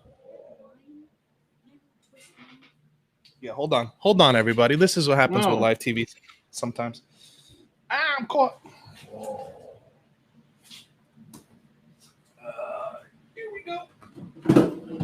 Get a little wine with dinner. There we go. Got it? Okay. Can't have a real dinner without a nice glass of wine. So, and it happens to just be right behind me. And I'll be looking forward to that wine when this is over. Going to the Lily Park scouting with wine in you. Great job, Coach. Beautiful. Listen, that's how you go scouting. Can't go dry. So that's one scenario. I actually think that scenario is even more possible. I mentioned on Instagram, I said there's one scenario where this strategy backfires on Aaron Rodgers, and here's where it is. With him not being there, now... Look at this asshole. What? Did you see the message? Oh, Jesus. An asshole would know an asshole when he sees one, right? And that's it. Captain Jerk off the scene. Here it comes. Glad you're here, though, Eddie, of course. About time. I'm sure you'll agree with me 100% on this one. With Aaron Rodgers not being there, now Jordan Love gets 100% of their practice snaps. And you know what's dangerous about that? The more practice snaps you get, the better you become. So what happens if my scenario comes true and Aaron Rodgers sits out the beginning of the season and Jordan Love balls out? Because here's the reality. Jordan Love goes to the bench. Just hear me out for a second. Go ahead. The reality is Green Bay is a very good team. We talked about this. You have a top 5 receiver. You have a top 10 tight end, probably. Top 5 running back. Top 10 offensive line. Top 10 defense. And one of the brightest, youngest head coaches in the league. And now you throw in a very athletic, strong-armed quarterback with a really smart head coach who knows how to use his guy, and a guy who now has had an entire full off season of getting all the snaps at number 1. He hasn't had to split snaps with anybody. Okay. We've been hearing nothing but bashing of Jordan Love from people on ESPN, from Fox Sports. Colin Cowherd has been leading the bashing of Jordan Love because he loves, you know, sucking Aaron Rodgers' ass because he's one of the stars now, right? Here's what Colin Cowherd said about Jordan Love way back, like a year and a half ago, right before the draft. Check this out.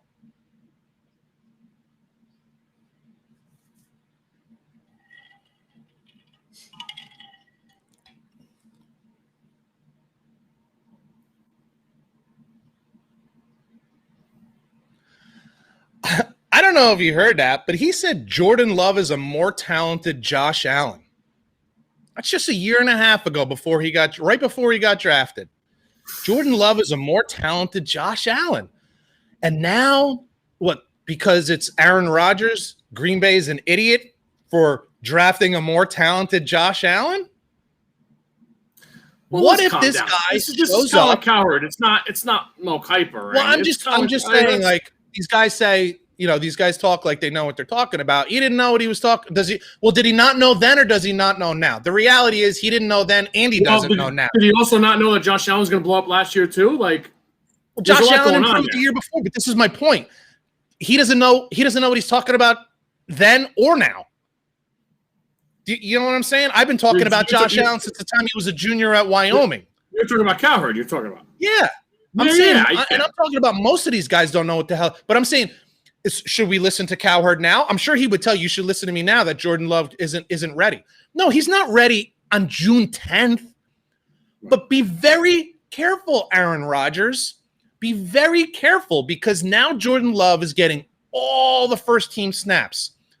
And little by little, with good coaching, good offensive line, really good running game, if we remember, excellent receiver. Who's the best friend of a young quarterback in the NFL? A good tight end, right? Yep. A good tight end. Be very careful if Jordan Love comes out and plays really well in the beginning of the season. Suddenly, Aaron Rodgers, whatever leverage he has, gone. Yeah, Eddie just said Cowherd is a sellout.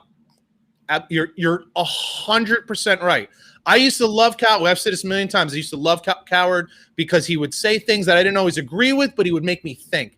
And now he just talks to the stars in the NBA, NFL. Yep. He talks to the stars. He doesn't want to piss anybody off because he wants access. That's just as simple as that. Eddie's locked and loaded, man. Is he feeling all right? Beautiful. Love it. Beautiful job, Edward.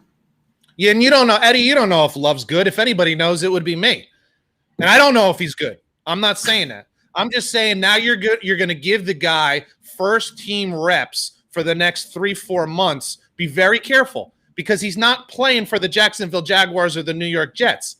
He's playing on a loaded team with excellent coaching and a team that's been to NFC championships. Oh, by the way, they're playing in one of the worst divisions in an NFL. They get to play Detroit twice. They get to play Chicago twice. They get to play the Vikings twice. Be very careful. Be very careful of letting this guy, who is a first-round pick and was a first-round talent, be very careful letting him get all these first-round reps, first-team reps. Eddie, we'll take it when we can get it, but I don't know what you're talking about off the field. Coach, you know what he's talking about? What do you do off the field? He's not good on and off the field. What?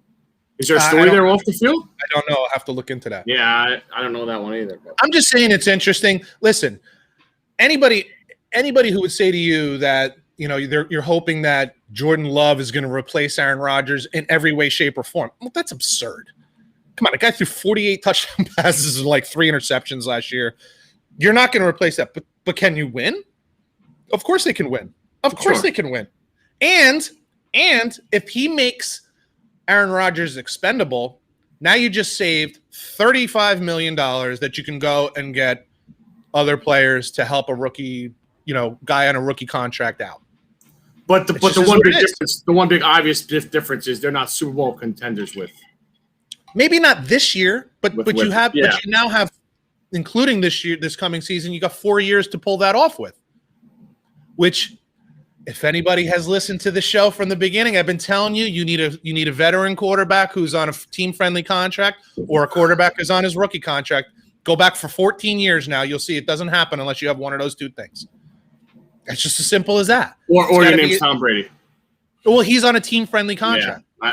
What else is there? Or unless your last name is Manning. Those are the two exceptions to the rule. That's it. But even they didn't have contracts that exceeded 11% of their team salary cap. So, and Aaron Rodgers is going to make $39 million this year. Can't imagine why they can't get a Julio Jones. You want to be like Tom Brady? Tom Brady's going to make 12 this year on the books.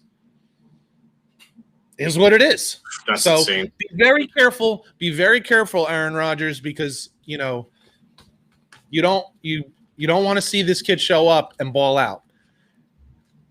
So what's also in Love's favor, we'll say, he's very mobile. He's not Lamar Jackson, but he's very, very mobile. And I said this about Justin Fields. I don't know that he's going to be a great passer, but when a rookie quarterback, Josh Allen kind of showed this. He was the number one rusher. He was basically the best running back on the Bills his first 2 seasons as a quarterback. When a young quarterback has that ability to take off when the shit hits the fan and he doesn't really know what to do because he's not experienced enough, it extends series, it extends downs, it changes things. You know what I'm saying? So and it gives the defense more to think about, which absolutely. Is what you want. So don't underestimate that. Don't underestimate. That's all I'm saying. So, yep, you know how it is, Eddie. That's why you got that from me. You got that from us. So like you came up with that yourself. AFC North this week. We're going to close out with this. I know you were excited to talk about the Browns. We're going to start with the Browns. Well, Eddie's excited too. He tuned in at the right time for his Ravens too. Eddie, did you? Oh no, Tommy's back. He had to make his bets tonight. Tommy's throwing some cash down. He must have jumped on the Bucks. I hope you jumped on the Bucks so that you make that cash because that's guaranteed. That's the lock of the week. Maybe he took the Little Egg Harbor over today too. Who knows? We're going to get to the Ravens, and Eddie will be excited about that, but we'll start with the Cleveland Browns. They had one major problem last year, which was their defensive backfield, and they addressed that big time this offseason. I'm going to say that in that division, they're as complete a team as there is. I have my issues and questions about Baker Mayfield, and I still do, and they're real and they're major. They're not, to me, it's not settled. I use him as an example of this year will decide whether or not they're going to extend him. And I don't think that's settled yet. They're not going to have a last place schedule or a fourth place schedule like they did last year. I think it's going to be interesting to me. And they also had a very good draft as well. So they are the most complete team. To me, they're the most complete team in this division. Do you not agree? I agree. So it looks like they're scheduled to start the season off at Kansas City. Tough. At Texans. Win. I'm sorry, home against Texans, home against the Bears. We shall see. At Vikings, at Chargers. Here's what I take from those first 5 games. Tough. After 5 games, we're going to have a really good idea of who the Browns are and if they really are a contender. That's the way I look at those first 5 games. You know what? I can see them going 2-3, and then they could run a little gauntlet after that too. I understand, but then your psychology changes if you're 2-3, and if you start off with that schedule and you start off 2-3, are you really a contender? Are you really a contender? You have 3 teams that were under 500, and one of them was 8-8. You have only one team with a winning record last year on that list. Now, we like the Chargers. We like the Vikings. We think the Bears are improved. But all of them, the Bears were 8-8, and the other 2 were under 500 last year. Non-playoff teams. You got 3 non-playoff teams on that list. I hear you. I guess I'm looking at Minnesota Chargers as a defining start to the year. Yeah, this is what I'm saying. I look at these first 5 games, and I'm like, you're going to really know if the Browns are legit. Now, here's one thing I'll say in their favor that lends itself to what you just said is that the schedule opens up a little after the first 5 games. Yeah. They're replacing almost their entire defensive backfield. And sometimes that could take a little time to kind of gel, work together, figure that out. And, you're going up against 3 elite quarterbacks in those first 5 games. So, you could say it could be a tough start, but they could come around, to improving.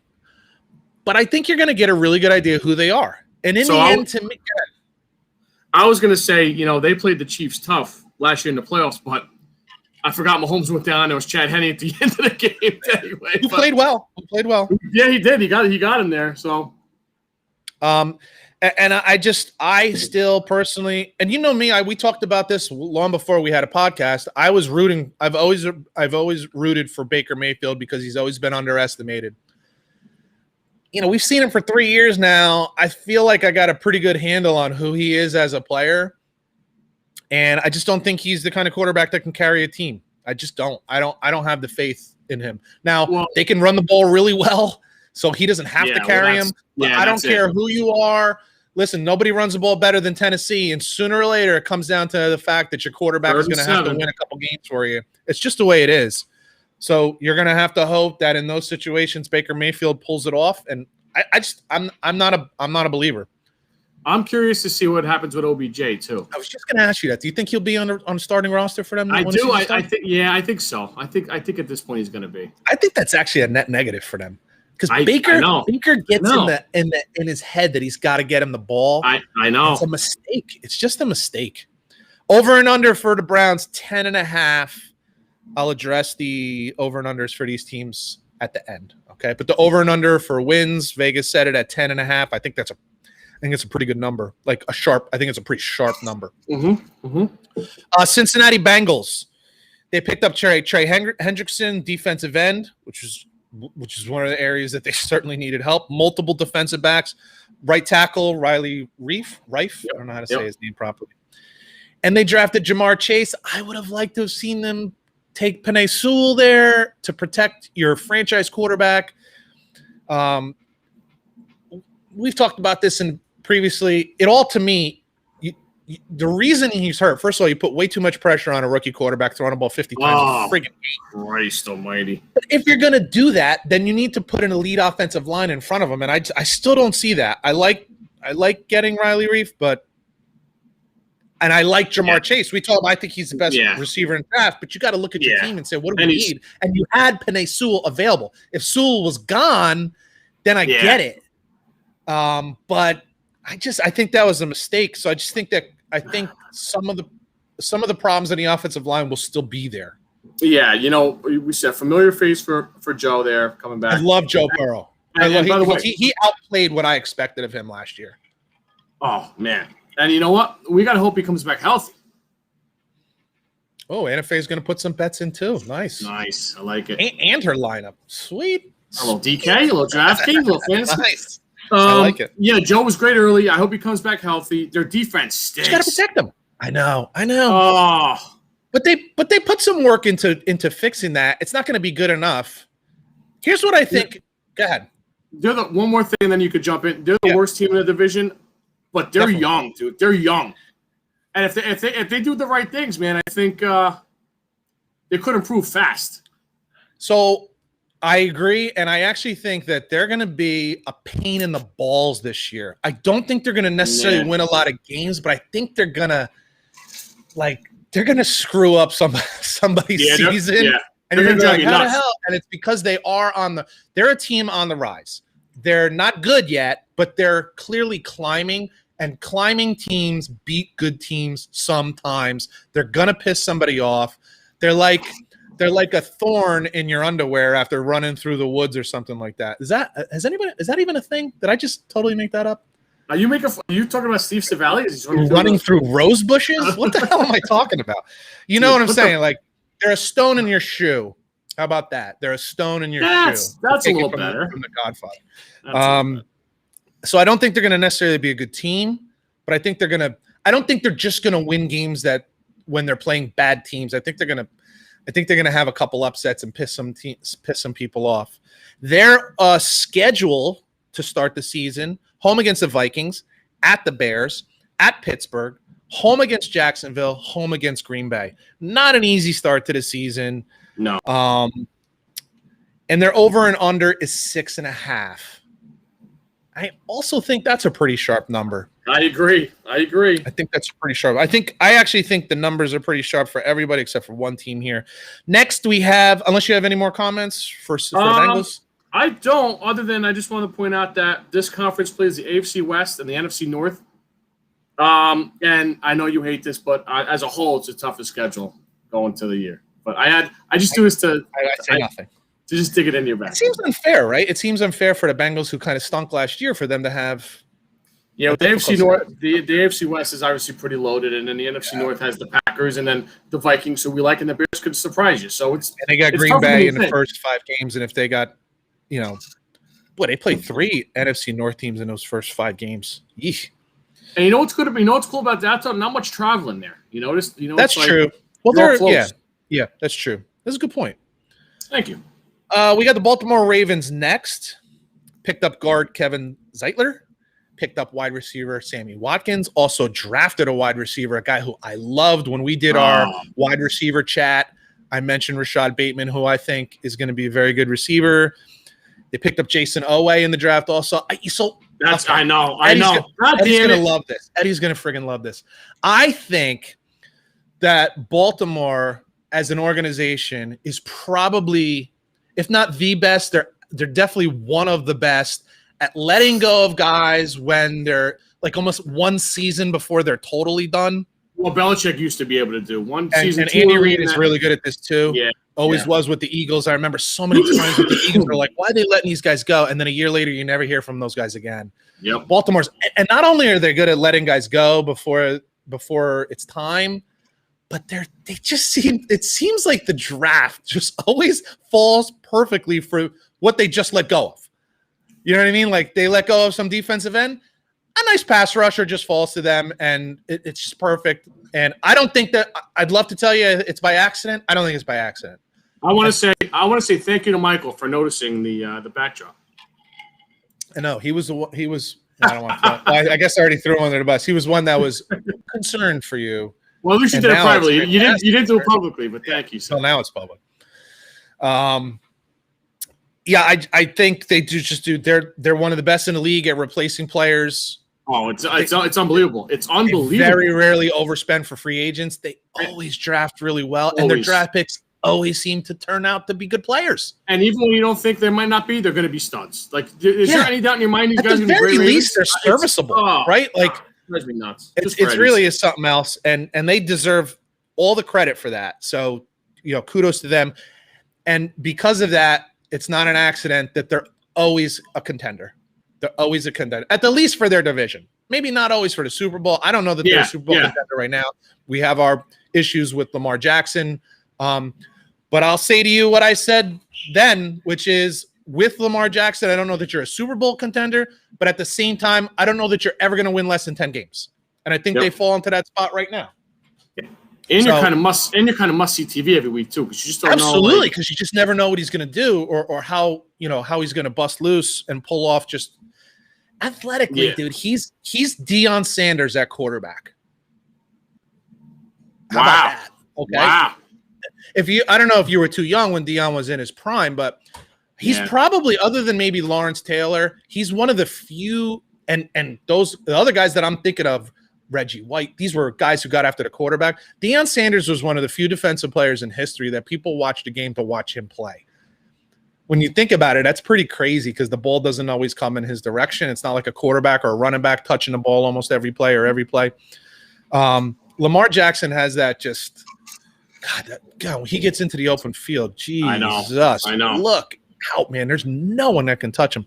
Schedule-wise, they open up at Las Vegas, then Kansas City, at Detroit, at Denver, home against Indy. Not an easy schedule to open the season, but manageable. It should beat Detroit, that's for sure.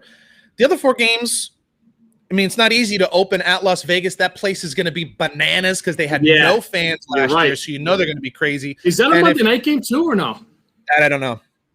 And over the last 2 seasons with Gruden they're a much better team early in the season than they are later in the season. They seem to fall apart lately. And later. Yeah, of course they're healthy. But I just think more than anything, that place is going to be crazy.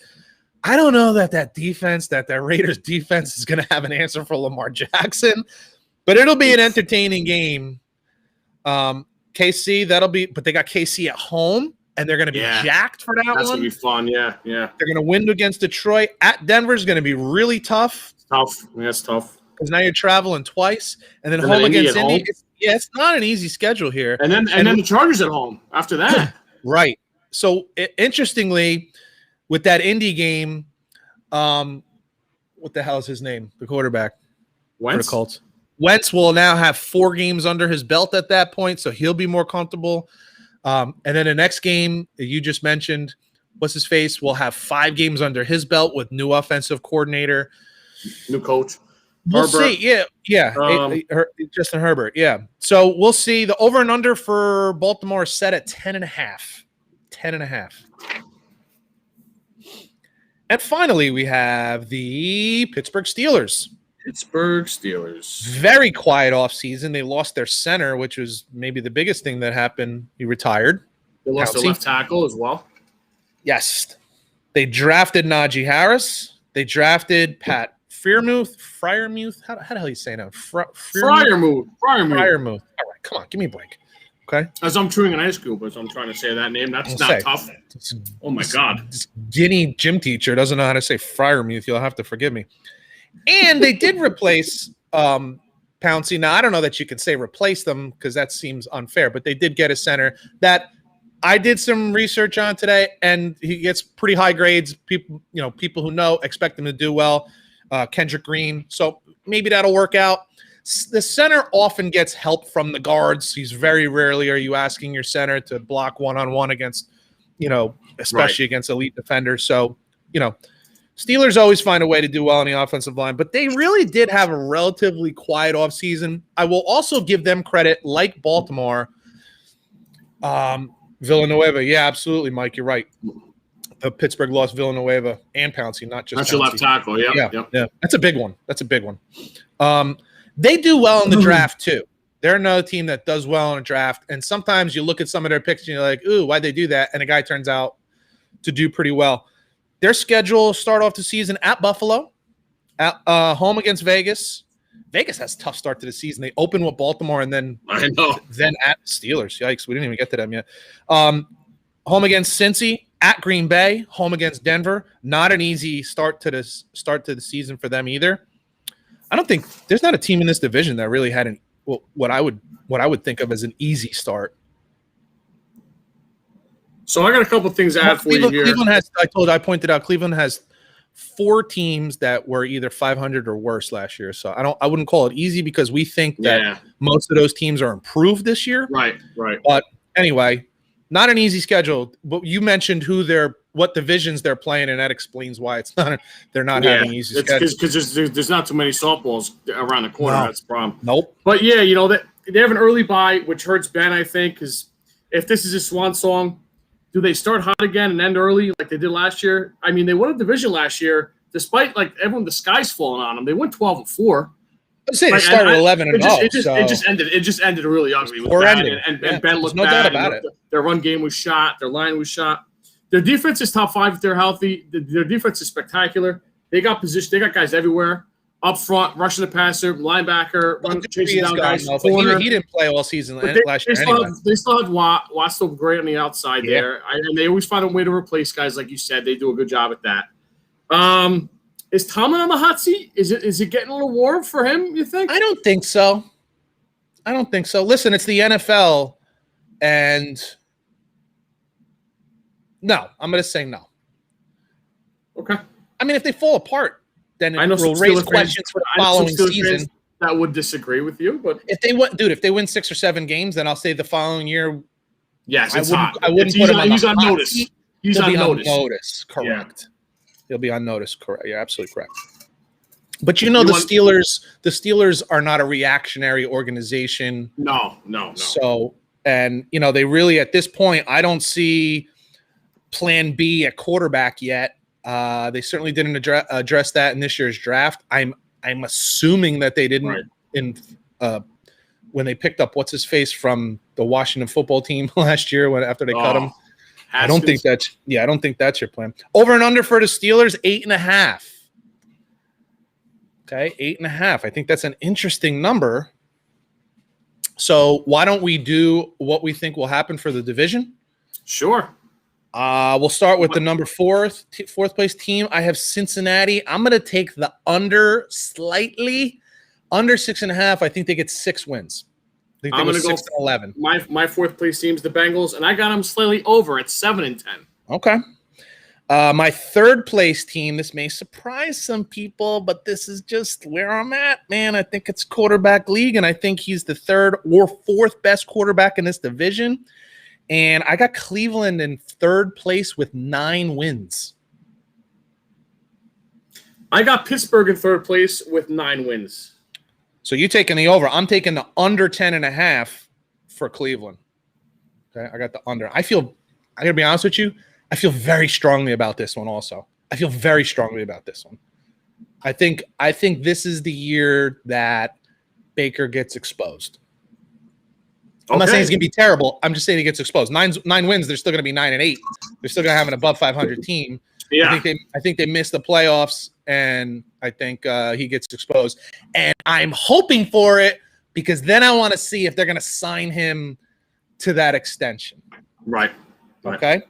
Yes, sir. My second place team, I'm going with over 8.5 wins with the Pittsburgh Steelers. I think they get 10 wins. I think they go 10-7. I am of the belief that Ben comes back I just lost my microphone. Fully healthy.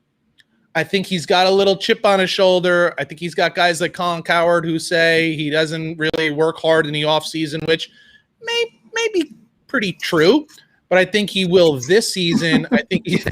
Listen, Ben has come into training camp soft in previous seasons. Little doughy? Doughy. Yeah. So, and I think that pisses him off that the talk is that he's done. I find it fascinating that there are people who say he hasn't aged well. When you compare him to Tom Brady, I guess you're right. But when you compare him to his predecessors who were drafted in the same draft, he's the only one left. So I don't get that mentality at all. But I think he comes back with a vengeance this year. I think he comes back to play hard and to prove that he isn't washed up. More importantly, I think the elbow is fully healed. And I really do believe that by the end of the season last year, I think it was probably affecting him.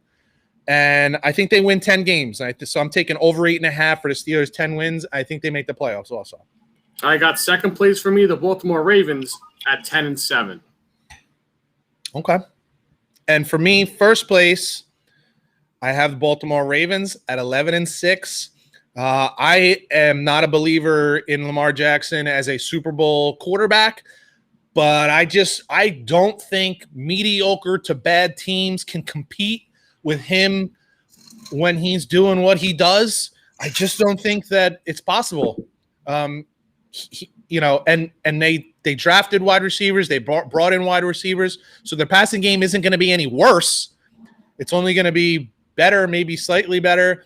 The one thing I will say about Lamar Jackson, son of a bitch works his ass off. So if you think he's going to come in thinking it's not on him, dude, the guy puts in the work. I would expect him to be somewhat better. I just don't think his ceiling is going to allow him to be a Super Bowl contender as a quarterback, as a passer, really just as a passer. But I'll be damned if there's any way they're going to win less than 10 games. I think they win 11, so I'll take over 10.5 with the Ravens and first place with 11, which I think will end up making them the third best record in the league. And with the new playoff scenarios that they're doing, I don't know what the hell that means. How about that? Well, my first place team is the Cleveland Browns. I'm higher on them than you are. I think Baker continues to improve. I think the coaching staff with a full off season, and they know how to use them, get them rolling out. I think the best two-headed monster running game in the league. Do you think their running game is better than Baltimore's running game?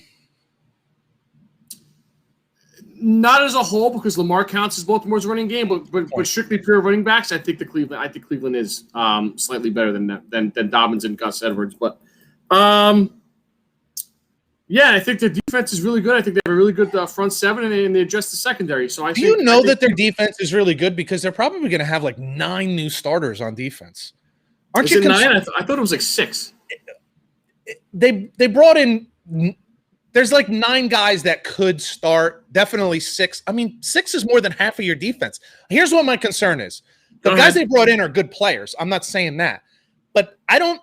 You'd have to show me the team that brought in, 60% of new starters on either offense or defense and didn't get off to a slow start. This is my concern. This is why I fear their win total might be a little suppressed, because I think early in the season, it could be a little bit of a struggle for them to gel, have that cohesion on defense right away. And you're coming up against some pretty decent offenses early in the season. That's my concern. It takes some time to gel, learn a new system, gel as a team. But listen, they got pass rushers, and anytime you get after the quarterback, it's a good thing. It helps everybody out. Better. Yeah, for sure. So that's what we got. AFC North. Episode number 20. You got some names for me this week, brother? I do. I got quite the list because I was pretty impressed with the 20s that are out there. I know. I was like, wow. Well, I was like, shit, I got to stop. You probably got the one I had, the big one, right, Barry? Oh, Barry Sanders, right? Yeah. So Barry Sanders is who I will, dedicate this episode to because I think. But there are some really good 20s, man. Mike Schmidt, Hall of Famer. Frank Robinson, yes, Hall sir. of Famer, great. Ray Allen, Ed Reed. I didn't even put him on the list. You're right. I was like, I got to keep somebody off the list because this is a hell of a list. Ray Allen, technically the best 3-point shooter. The Celtics. Yeah. Good call. Yeah. Lou Brock, great baseball player. Gary the Glove Payton, one of my favorite players in his mind, he shut down Michael Jordan for a game or two in the NBA Finals when Seattle played him. I'm sure you have on your list Jorge Posada. Hip, hip. Jorge. And a guy who might be more famous for having his name said in Moneyball than anything he ever did on the field, Kevin Youkilis. Right? God. He was brought up. He's the original analytics baby from Moneyball, right? Because he walks so much, right? They said he's got a stance like a duck. That's what they said in Moneyball, right? He looks like a duck, but he walks more than anybody in the league, and now here you go. You got analytics coming out the ass, which makes me sick. How about a guy close to you, Brian Dawkins in Philly? Correct. I'm sure Eagles fans down here would love to hear that. You got any others? That's it, bud. My list is complete. It's a hell of a list, though, man. It is good. There are some 20s. And I think in the 20s, we're gonna have a good 20s the next couple of weeks. There's some. I got a feeling. Some good numbers. Yeah. Listen, again, we appreciate record listeners last week. We had more comments this week on our live feed than ever this was great. before. We friggin' love it. We love that you guys are watching. And we love that you guys are listening. Well, I'm going to ask one more time if you would, and if you like the show, if you like what you're hearing, like what you're seeing, just share it with one person. I don't care how you do it. Word of mouth, word of social media. Is that even a thing? I just made that up. So, share it. Share it, whatever. Word of, what the fuck am I talking about? Yeah. All right, just share it somehow. Share with one person. All I ask this week, over the next 7 days, one person, and not just me. Let's just share with someone who hasn't been watching. All right, Tom, Anna Faye, Mike, Eddie, thank you guys very much for love doing you the guys. live chat. It's very cool. Yeah, absolutely. Keep it up, and we appreciate it. I'm Pete Colasano from my friend Scott Bracey, and you've been listening to Bump and Run. See you next week.